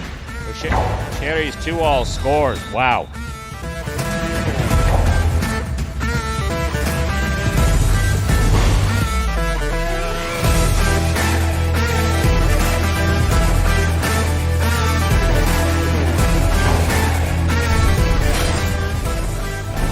Low runner. Rotate forehand by Carballo. Rotate left side, low and inside. Carballo's on it. Drop shot. And this one scores.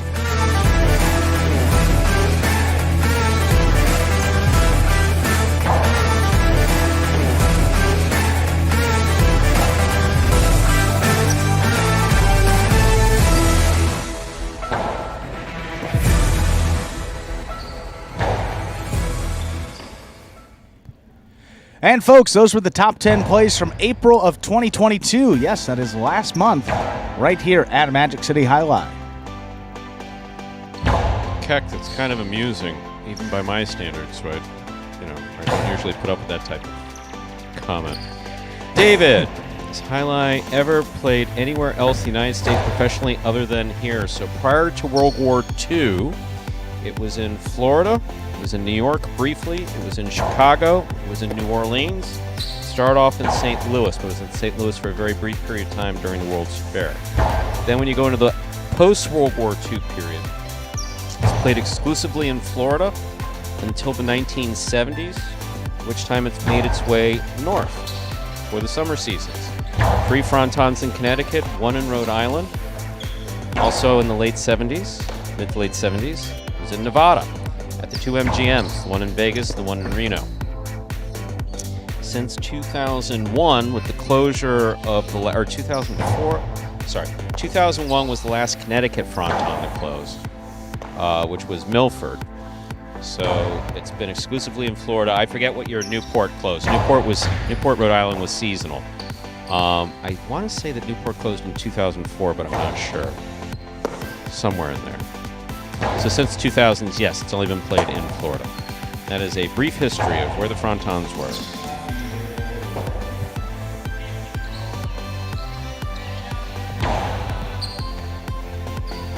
And yeah, he's saying presently, no. Or maybe, perhaps Dania for a brief period, but right now, no. St. Louis is actually the first place that was played in 1904, the 1904 World's Fair, David. That's the only time it was played in St. Louis. So, brief period of time there. Early history.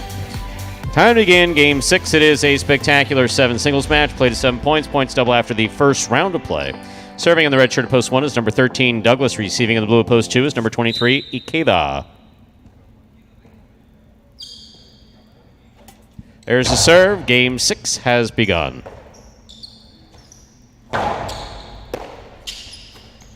Backhand by Douglas. Rotate forehand by Ikeda to the inside. Douglas is there. Scoop by Douglas. 2-all stopped, but not held on to by Ikeda. Man, he wanted that ball. He's going back for it. Point 1. Don't hit him. We need him for later. Here's the white shirt at post 3, won by Aratz. Thank you, Michael.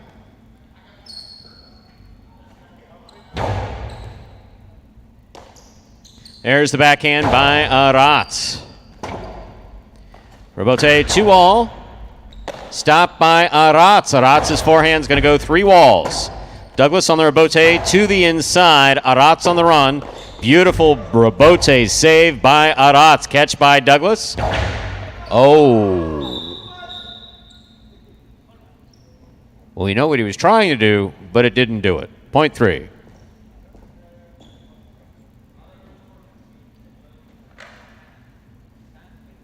Aratz now serves 2. Iñaki, green at post 4.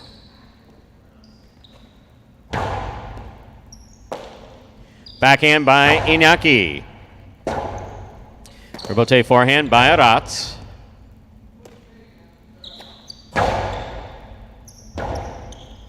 Rebote forehand by Aratz. Rebote left side by Iñaki. Aratz, beautiful catch. And a nice backhand.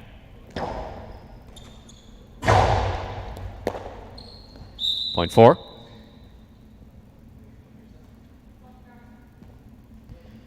Or will serve to the black shirt at post 5, Ron.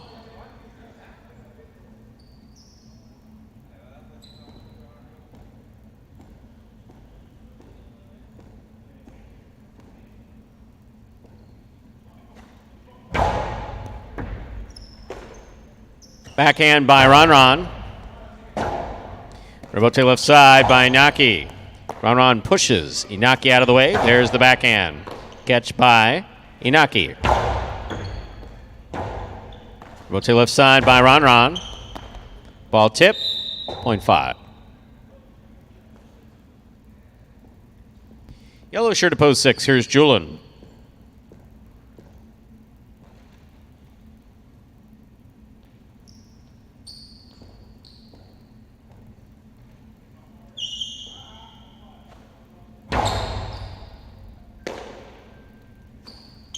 Forehand low and hard by Julian. Ron is there. There's the backhand by Ron. Ron, 2-all. Red by Julian. Julian's forehand comes powerfully to the inside. Beautiful rebote save with a light touch by Ron to score. That was beautifully executed by Ron. Point 5.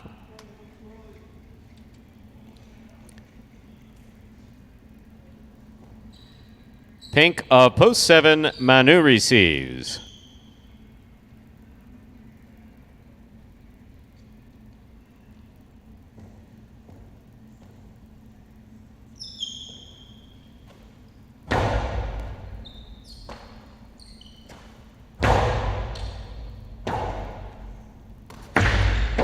Two all, two score, point 5.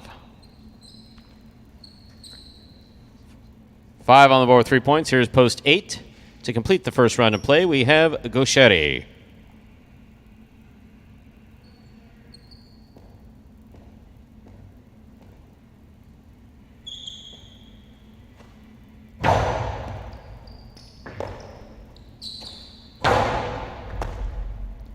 Backhand by Ron. Gauchetti's there. Backhand by Gauchetti. Low and hard, caught by Ron. Backhand by Ron. Gauchetti, backhand. Ron from the 9 line.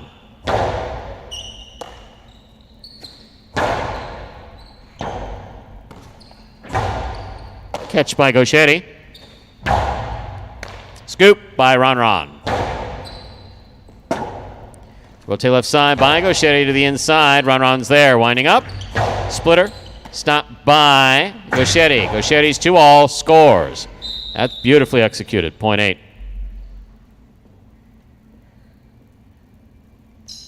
That completes our first round of play. All matchups are worth 2 points now through the end of the game. First to return, the blue at post 2, Ikeda.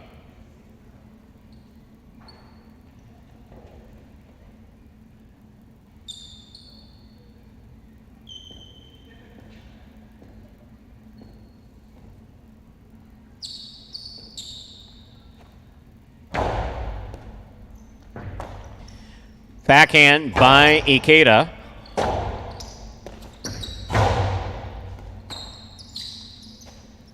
Hard throw. Backhand by Gauchetti. Ikeda makes the catch midcourt. Powerful forehand passes. Rebote forehand, midcourt, catch by Ikeda. Ikeda hard to the inside. Gauchetti cuts it off at the 8 line. Nice backhand. Rebote forehand by Ikeda. Gauchetti's there. Backhand. Ooh, too low. That hit the pad, and the pad is bad. Point 2. Ikeda's on the board with 2 points. Here's post 1. Douglas.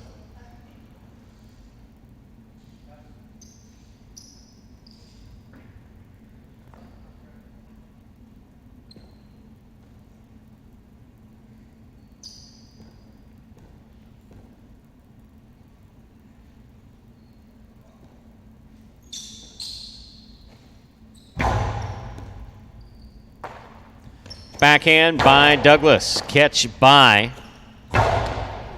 Ikeda. Rebote kicks all the way to the 4 line. Rifled by Douglas. Ikeda ready for it. Hard throw. Good catch. Ooh, that ball's caught in the air. Catch by Douglas. Duck. Thank you. Point 1.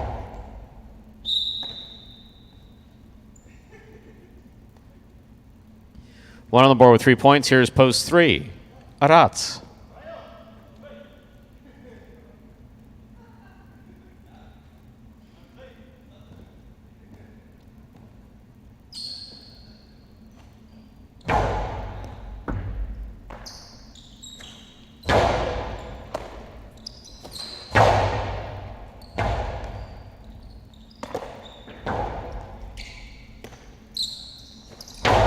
Outside placement is too much. That's out of play. Point 3. 3 on the board with 3 points. Here's post 4. Inaki.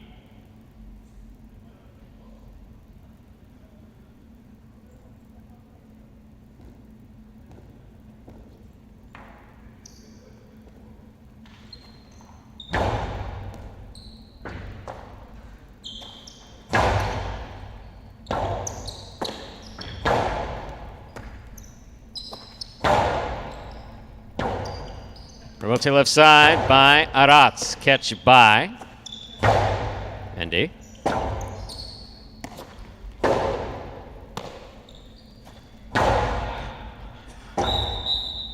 Reading and talking. Point 4.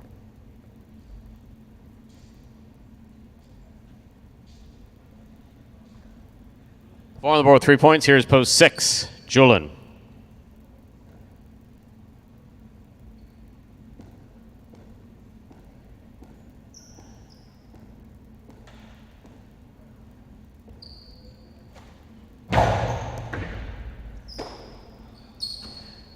Backhand by Julian. Julian from the 9 line. Forehand to the inside. Backhand.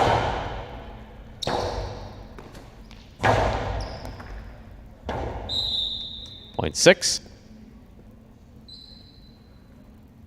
Julian on the board with 2 points. Here's post 7. Manu.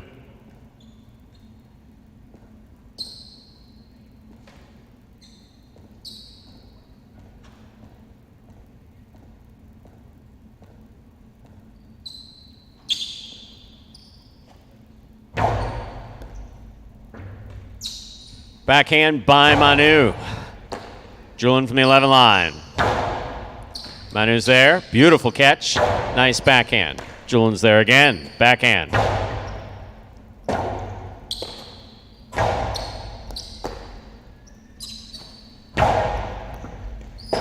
Rotate left side by Manu. It's a 2-all. It opens. Julian's there. Hard throw by Julian. Will score point 6.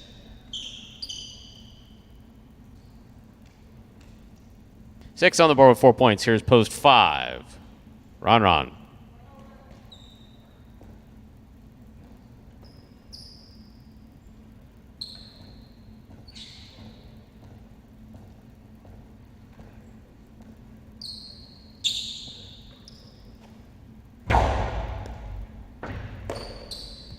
Backhand by Ron.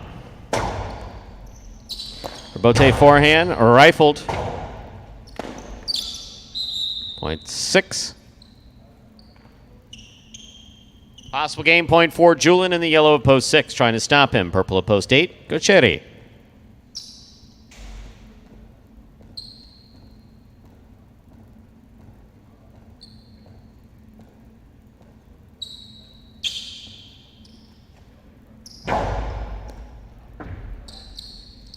Backhand by Gocheri. Robote forehand. Catch by Gocheri. Beautiful scoop by Julian. Powerfully thrown on the backhand. Caught and returned by Gocheri. Robote coming way out. Robote save by Julian. Catch by Gocheri. There's the backhand. Robote forehand by Julian. Gocheri's there. Winding up. Gustavo 2-all, 2 score, point 8. 8 on the board with 3 points. Here's post 2. Ikeda.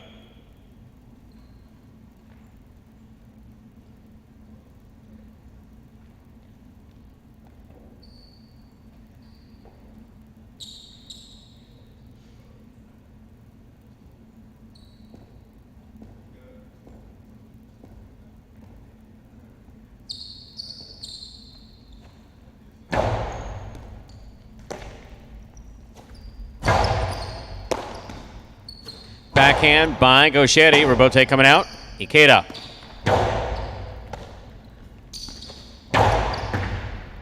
Point 8. Possible game point for the purple shirt of post 8, Gauchetti. Trying to stop him. The red of post 1, Douglas.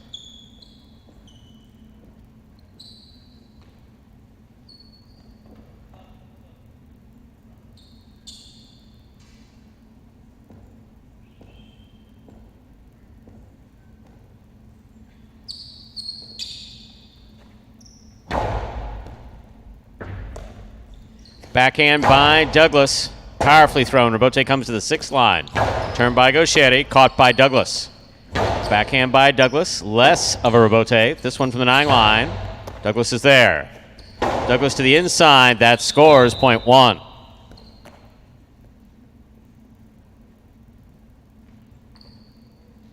One on the board with 5 points. That gives Douglas a possible game point. Trying to stop him. The white of post 3, Araz.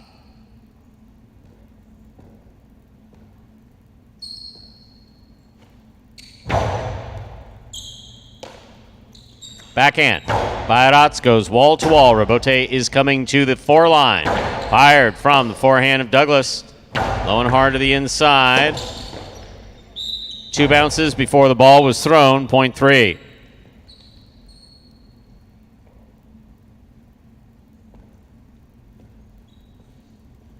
Three on the board with 5 points, giving Aratz possible game point, trying to stop him post 4, Inaki.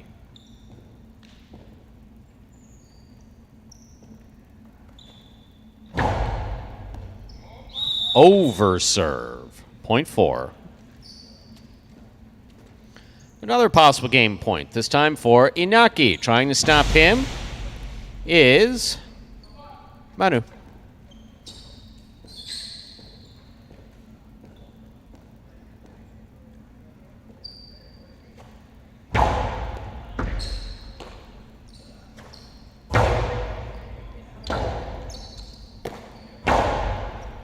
Manu makes the catch. There's the backhand. Rebote forehand by Naki. Manu is there. 2-all by Manu. Opens and scores. Point 7. 7 on the board with 2 points as play continues. Here's post 5, Ron.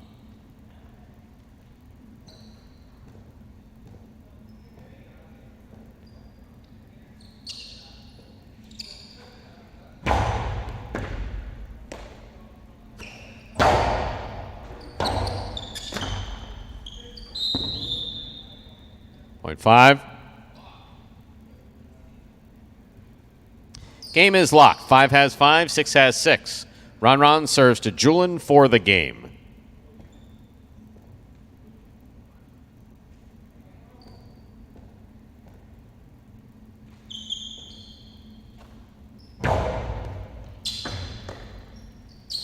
Backhand by Julin. Powerful forehand hits the overhead screen. Point in game, post 6, Julin.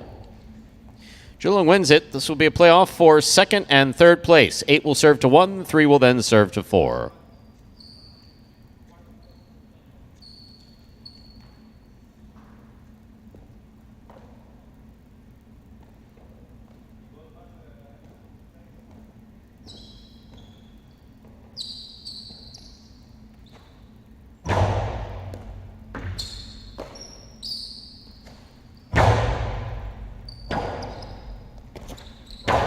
Goes to the outside, scores 4. Gauchetti, point 8.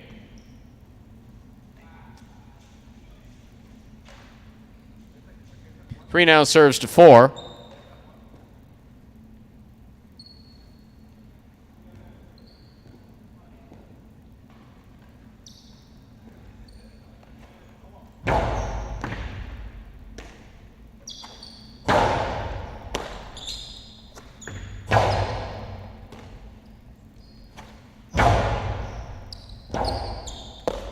Rotate forehand by Aratz. Point 4.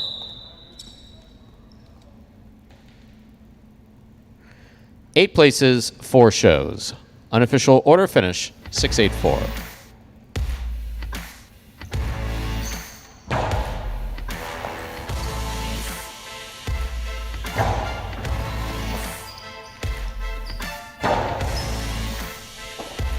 For me, the best aspect of being a highlight player is to meet different people in the rooster and to get along with new friends or with new players. I started playing highlight since I was a child because my parents, my grandfather, my uncles, everyone used to play highlight. I think highlight is fun, very fun. Yeah. And my advice not to get frustrated is to know that when you fail a point, the next point is going to be better. So my goal in this season is going to be injury-free, and I will love to have a great experience and enjoy playing highlight and make new friends and enjoy with the rest of the players in the rooster. Like this? Yeah.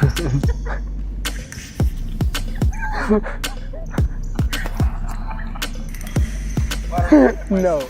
Well, there's not many guys playing better highlight in the building right now than Julian, Stu. He was our player of the day yesterday in H2H. He and Robin are undefeated in that competition and continue to just add those singles wins here. 2 for Julian last week, 1 already this week. That gives him a total of 11 for his 2022 season. That is tied with Ben, 10th place on the roster. 6-8-4, the official order finish for Game 6. $2 Quinella, 6-8, 103.40. Another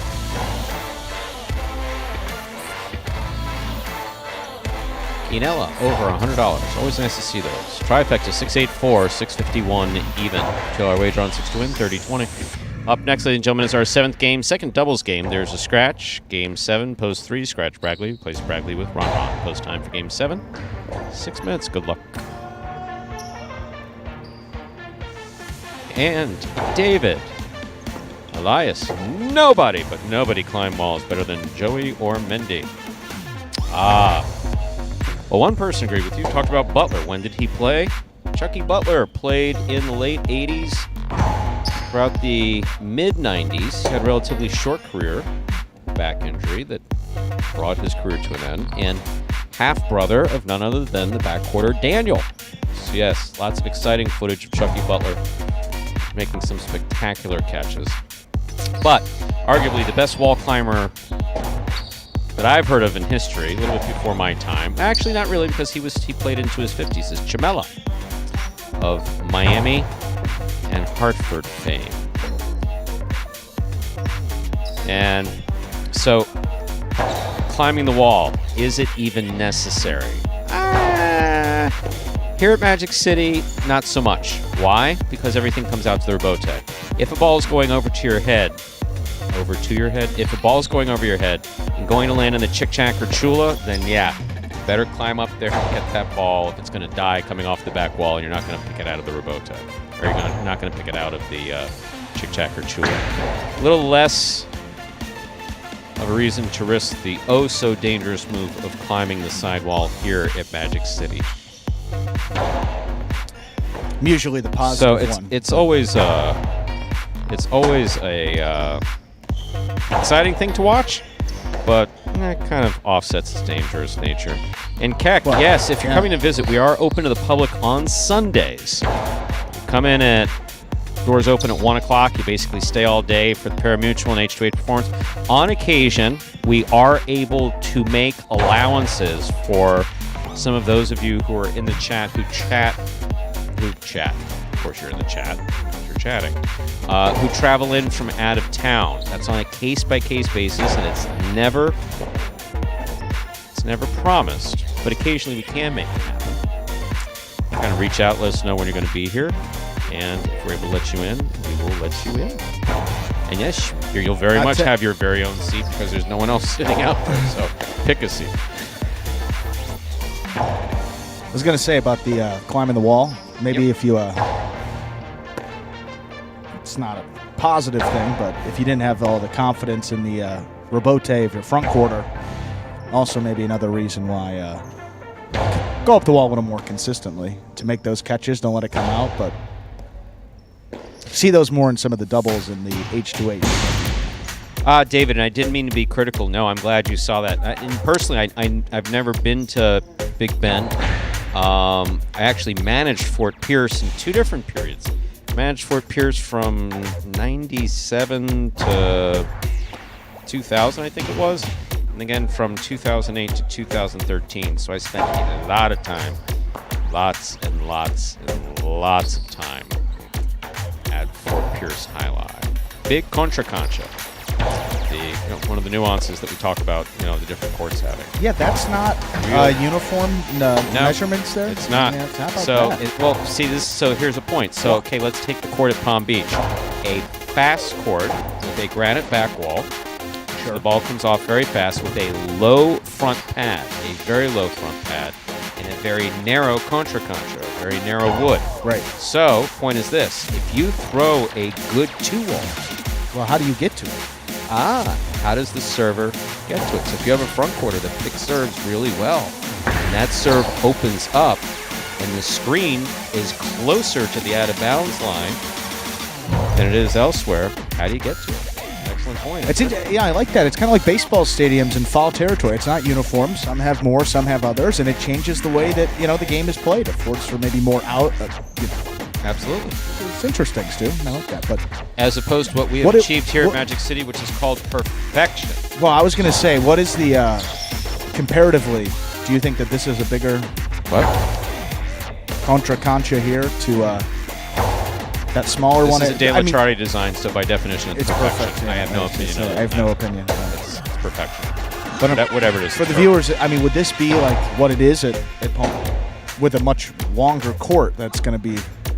talked about reaction and the ball getting up on you a little quicker with the smaller to be honest with you, I dimensions, think this is actually pretty good. I think that if we could, but we have no ability to do it with the length of the court, you may want an additional 3 feet of overhead space, but unfortunately, it's not in the cards because there's, I believe those are called girders that have been there for 60 years before the court came. So it's not beyond Scott to say, hey, move those girders. It's not beyond him to say that to accommodate the highlight court.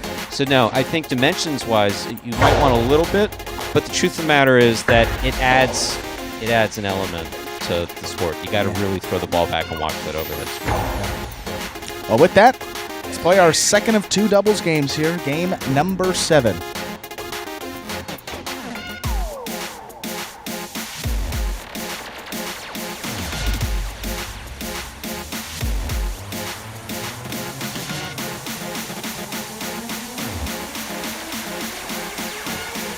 And again, Game 7, it is a spectacular 7 doubles match, part of the Doubles Championship Series here at Magic City. Serving in the red shirts at Post 1, Robin and Ben. Receiving blue Post 2, Diaz and Gochetti.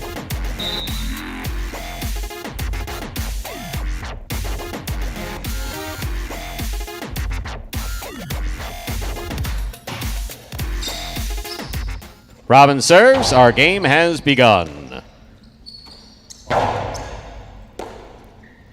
Backhand by Ben. Excellent catch by Gochetti at the 13 line.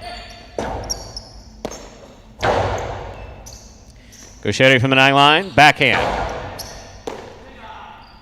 Ben. Big backhand. Rebote coming out. Diaz. Rebote save. Robbins there. Winding up. Costello 2-all is out. Point 2. 2-team, first up on the board in our 7th game.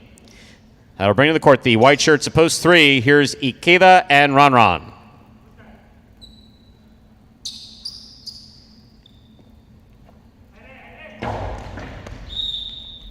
Fault, underserve. Point 3.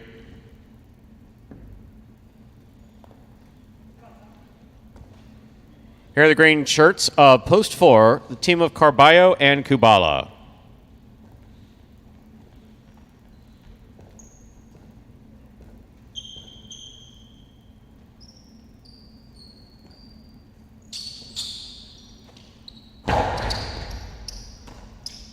Here's the backhand by Kubala.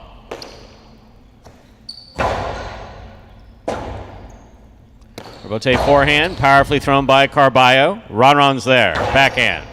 Carballo midcourt, beautiful catch, powerful throw. Here's Ron.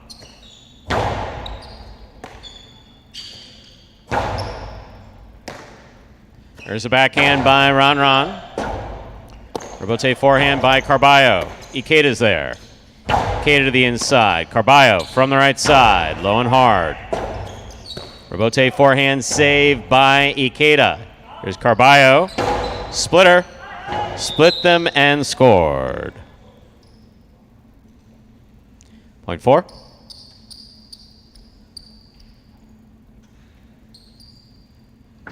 Here are the black shirts, post 5. In the front court, we have Bueno receiving in the back court, Julin.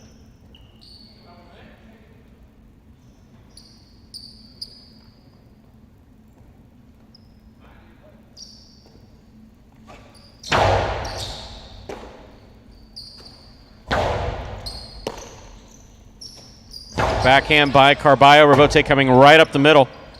Bueno, forehand Rebote. Carballo reaching out, makes a beautiful catch.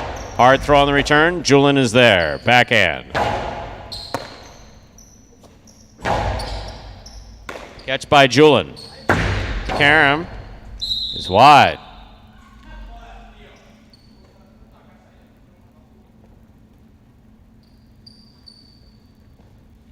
Yellow shirts, post 6. Here's Cool Fitness and Arat.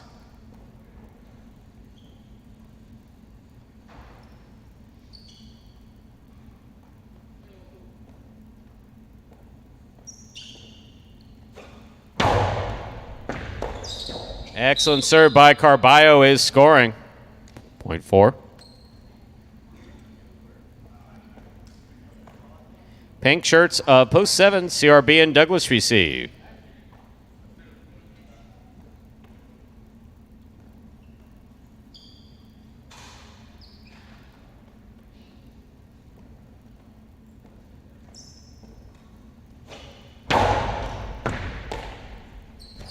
Backhand by Douglas. Rotate forehand by Carballo. Catch by Douglas.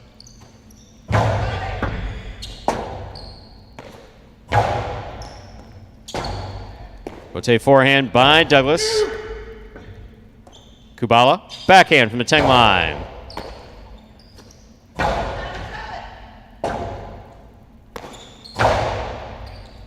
Scoop by Douglas. Too much. Point 4. 4 on the board, 4 points. Here's post 8 to complete the first round of play. The purple shirts, Inaki in Tennessee.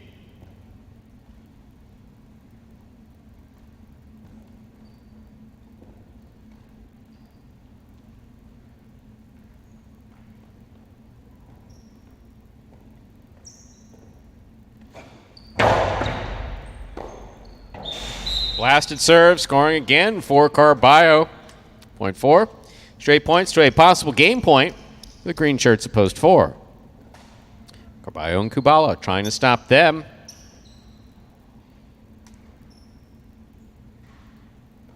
Robin and Ben.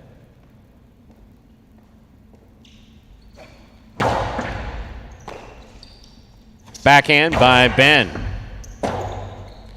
Rebote forehand by Carballo. Point in game, a perfect game for the green shirts at post 4, Carballo and Kubala. 2 serves to 3. This is a playoff for second and third place.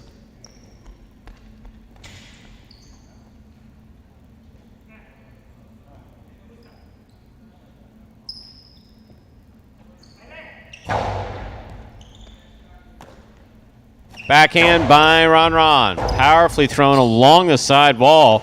Diaz, outside placement from the 3 line.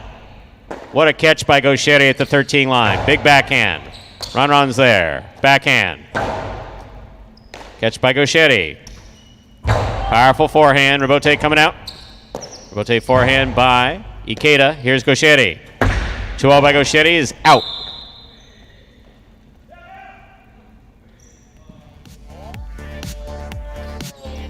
Point in a second place finish for the 3-team, 2 shows. Unofficial order finish, 4-3-2. Your prices will be up in a moment.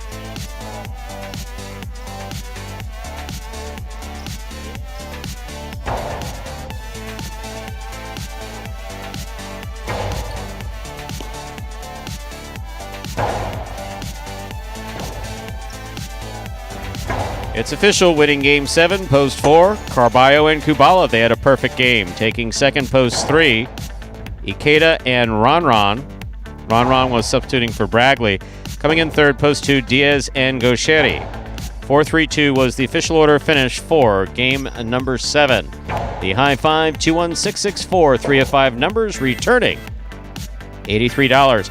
$1,155 in that carryover jackpot. Remember, it is guaranteed at a minimum $2,000. $2 Quinella 3-4, $30.80. Trifecta 4-3-2, $123.20. $2 wager on 4 to win, $15.80. Up next is the 8th and final game of the Pelota performance, but don't forget we have Highlight H2H singles action coming up at 5 p.m. That's 1 hour, 20 minutes from now. Can't watch it here, though. Have to go to watchhighlight.com. Once again, watchhighlight.com, or view us on the Highlight app. That's 5 p.m. here at Magic City. But up first, Game 8, post time, 7 minutes. Good luck.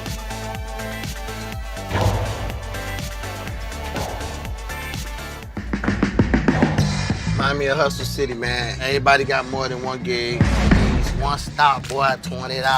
I'm not your neighborhood Uber driver. I do luxury. And then I have another job. I play Highlight.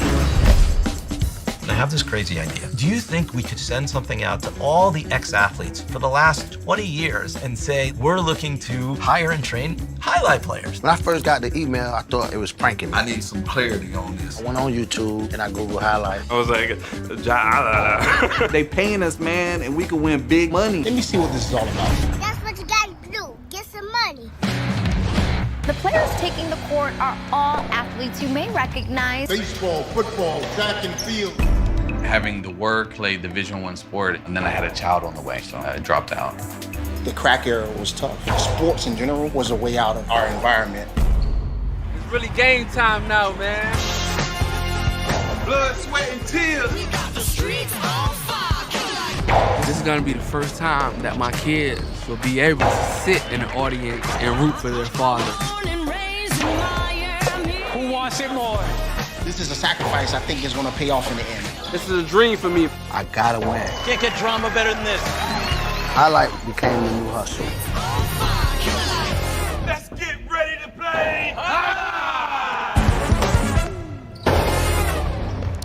And folks, that is a trailer for the award-winning documentary about the inaugural season of play right here at Magic City. That is called Magic City Hustle. Directed by Billy Corbin, creator of Cocaine Cowboys, Screwball to You, and much more. This film highlights the transition of these Magic City athletes and their respective careers in other sports. Right here to the Highlight Fronton. You can now watch Magic City Hustle directly from Google Play or iTunes. It is as simple as that. Rent or buy from either platform. And if you buy it for just a few dollars more, you get to enjoy it as many times as you like for life.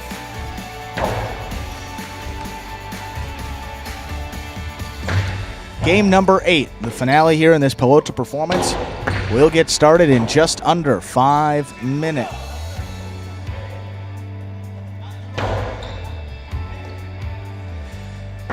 But coming up, 5 p.m. Eastern Time, as Stu mentioned, we got Group 1 singles action in H2H. Let's preview some of those matches right now. 30th of May, we'll get it started with Arats versus Manny. And then Julin versus Benny, followed by Inaki against Gaucheri.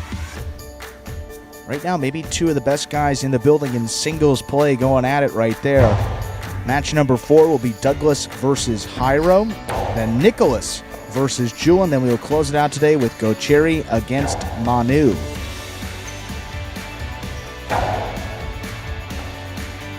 Those will be the 6 matches beginning 5 p.m. Eastern Time over at watchhighlight.com, or preferred method, you can download that Highlight app. You have it right on your phone. Same thing as watchhighlight.com, except you can watch it on the go wherever you may be.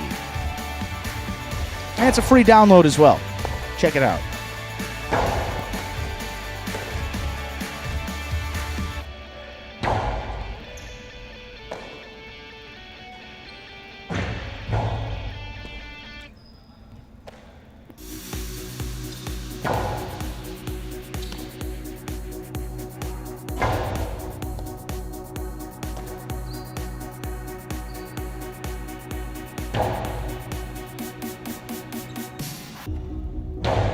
And looking at this group number one, Go Cherry has done just a whole bunch of damage here through his first couple of matches. Is yet to lose. He dropped a set to Julian last Monday, but in terms of losing 2 sets in the same match, it hasn't happened to him yet. At least in this H2H competition, undefeated up at the top. But after Go Cherry, it's a little tighter up at the top of those standings. Of course, these standings will not load, but the good thing is Highline Network on Instagram. For those that are on Instagram, give a follow to Highline Network. They're posting a lot of great stuff, some of those reels, as well as standings for all competitions each and every day. So that's a good source to stay up to date on what exactly is going on. Go Cherry up at 6-0, and then, 4-2, Inaki. He is in second place, so the win percentage between first and second, that gap is pretty significant. You have Nicholas also 2-1, the same winning percentage as Inaki, but a couple less wins. He is slotted into third place at the moment. Then Manu at 3-2 in fourth place, and Douglas at 4-3, rounding out the top 5 of that first group. Go Cherry 6-0 in matches. He has won 12 of 13 sets, and not many of those have been particularly close either, just been dominating here in this group, but he did lose to Manu in the Battle Court singles season. And a pretty tough schedule for him today with Inaki and Manu.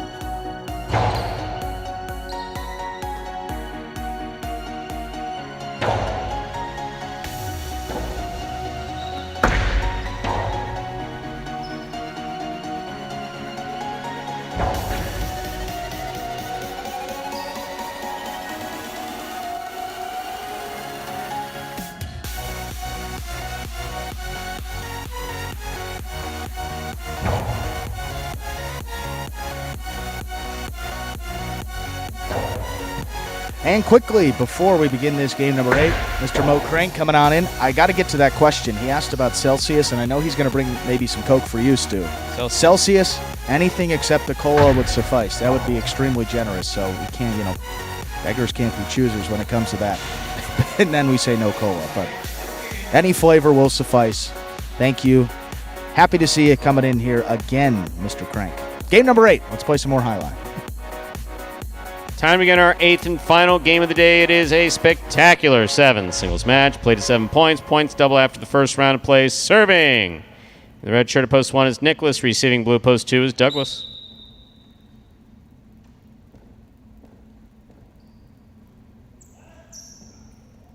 Here's the serve by Nicholas. We begin. Backhand by Nicholas. Douglas, beautiful rebote to the inside. Nicholas, back to the inside. Douglas gets there, backhand. Rebote 2-all by Nicholas, lands in and scores. Well executed by Nicholas, point 1. Here is the white shirt of post 3, worn by Carballo.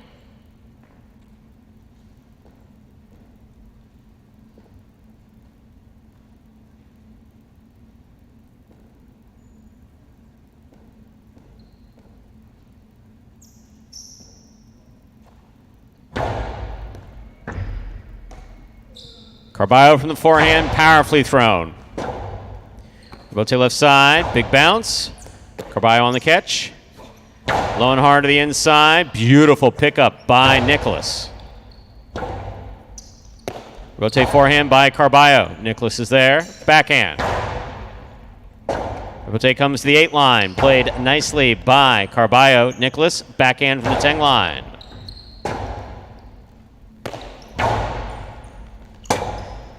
Rebote to the inside. Carballo came cross court, tipped it, well played, point 1. Nicholas has 2 points. He now serves the green shirt of post 4, worn by Julian.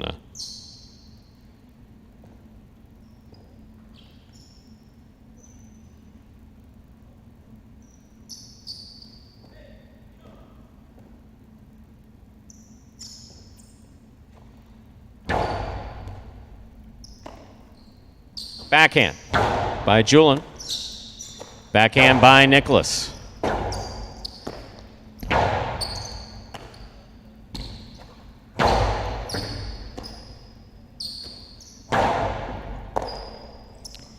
Nicholas, powerful backhand from the 8 line. Julian, forehand, Rebote, low and inside. Nicholas is there. Backhand.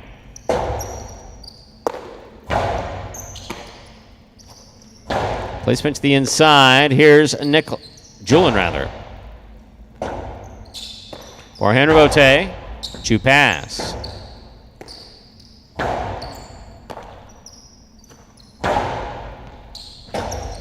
Rebote left side by Julian. Nicholas is there.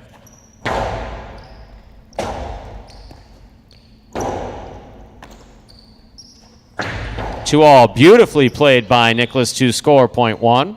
3 straight points for Nicholas out of the 1 post. He is serving to the black shirt at post 5, worn by Iñaki.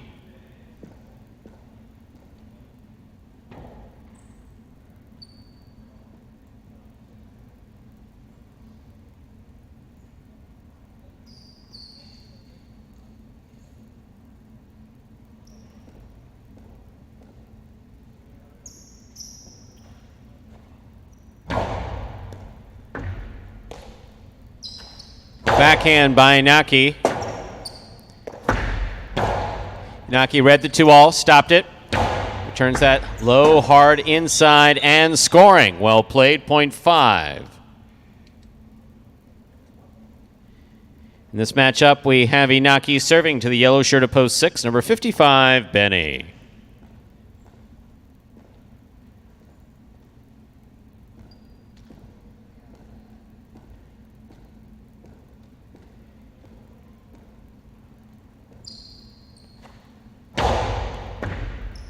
Benny on the catch, backhand. Hard to the inside. Rebote comes to the 9 line, low. Inaki makes the save. Catch by Benny. Benny hard to the inside, Inaki's there. Rebote forehand, outside placement. Lands outside of play, point 5.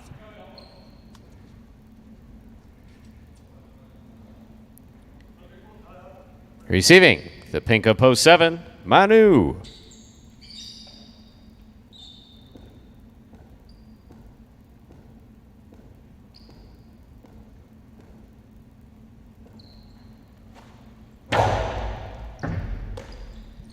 Backhand by Manu. Hard throw to the inside. Ooh, Chula scores. Point 7. Here now to complete the first round and receive, wearing the purple shirt at post 8, is Gocheri.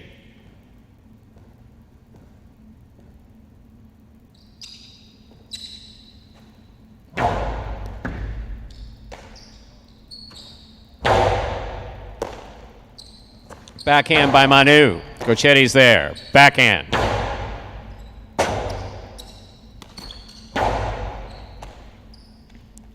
Gocheri, hard throw to the inside. Manu Rebote to the inside. Gocheri's there. Winds up. Costa. Wow.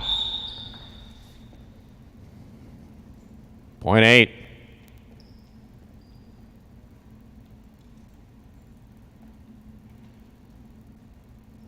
We've completed the first round of play. All matchups are worth 2 points now through the end of the game. First to return, the blue of post 2, Douglas.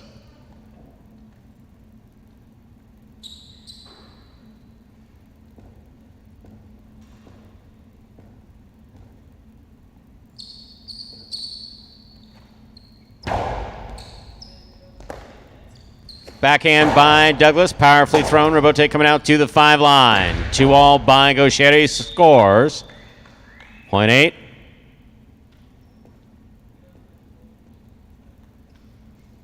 Eight on the board with 3 points. Here's post 3, Carballo.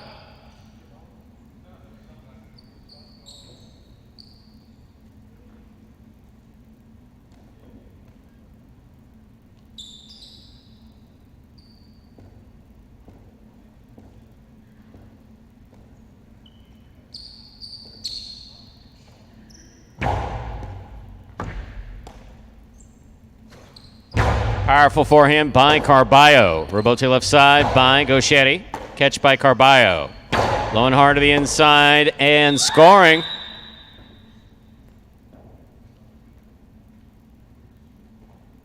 Point 3.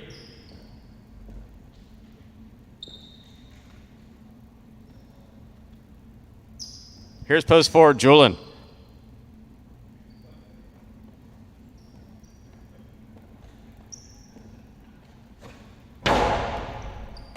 Carballo with a beautiful serve and even better catch by Julin. Robote comes out. Carballo's there. Robote forehand by Julin. Beautifully thrown wall to wall. Robote forehand save by Carballo. Julin from the 12 line. Powerful throw. Low and inside. Carballo's there. Backhand. Ball tip. Point 3. 3 on the board with 4 points. Here's post 1, Nicholas.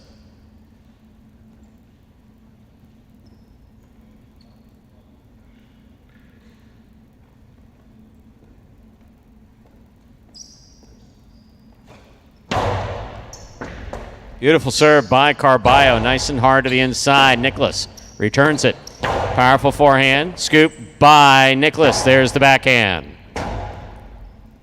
Bote forehand by Carballo. Nicholas is there. Bote forehand by Carballo. Nicholas from the 7 line.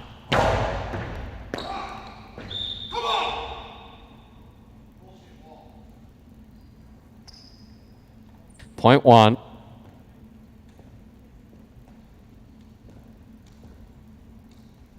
Well, on the board with 5 points. Here's post 6. Benny.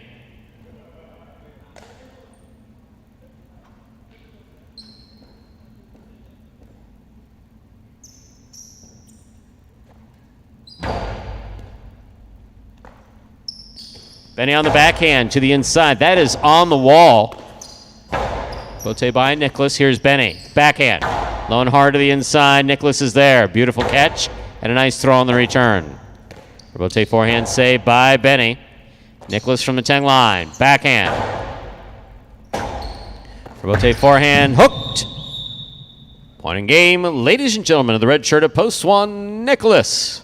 No playoff here. 3 places, 8 shows.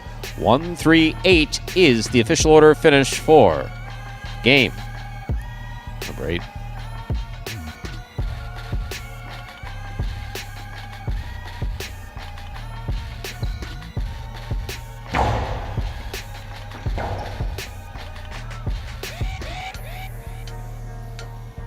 Winning game 8, post 3, Nicholas. Taking second, post 3, Carballo. Coming in third, post 8, Gaucheri. 1, 3, 8 is the official order finish for our 8th game. We'll have your prices up there in just a moment.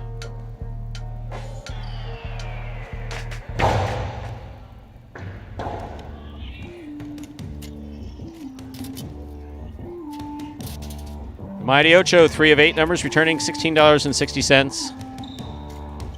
$2 wager on 1 to win, $17.20.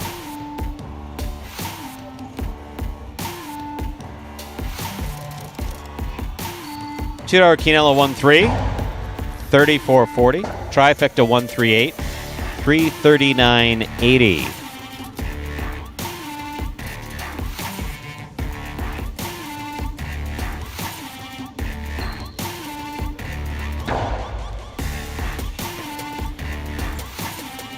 Pick 3, 641, 2 of 3 numbers returning $50.40. 3 of 8, the Mighty Ocho, $16.60.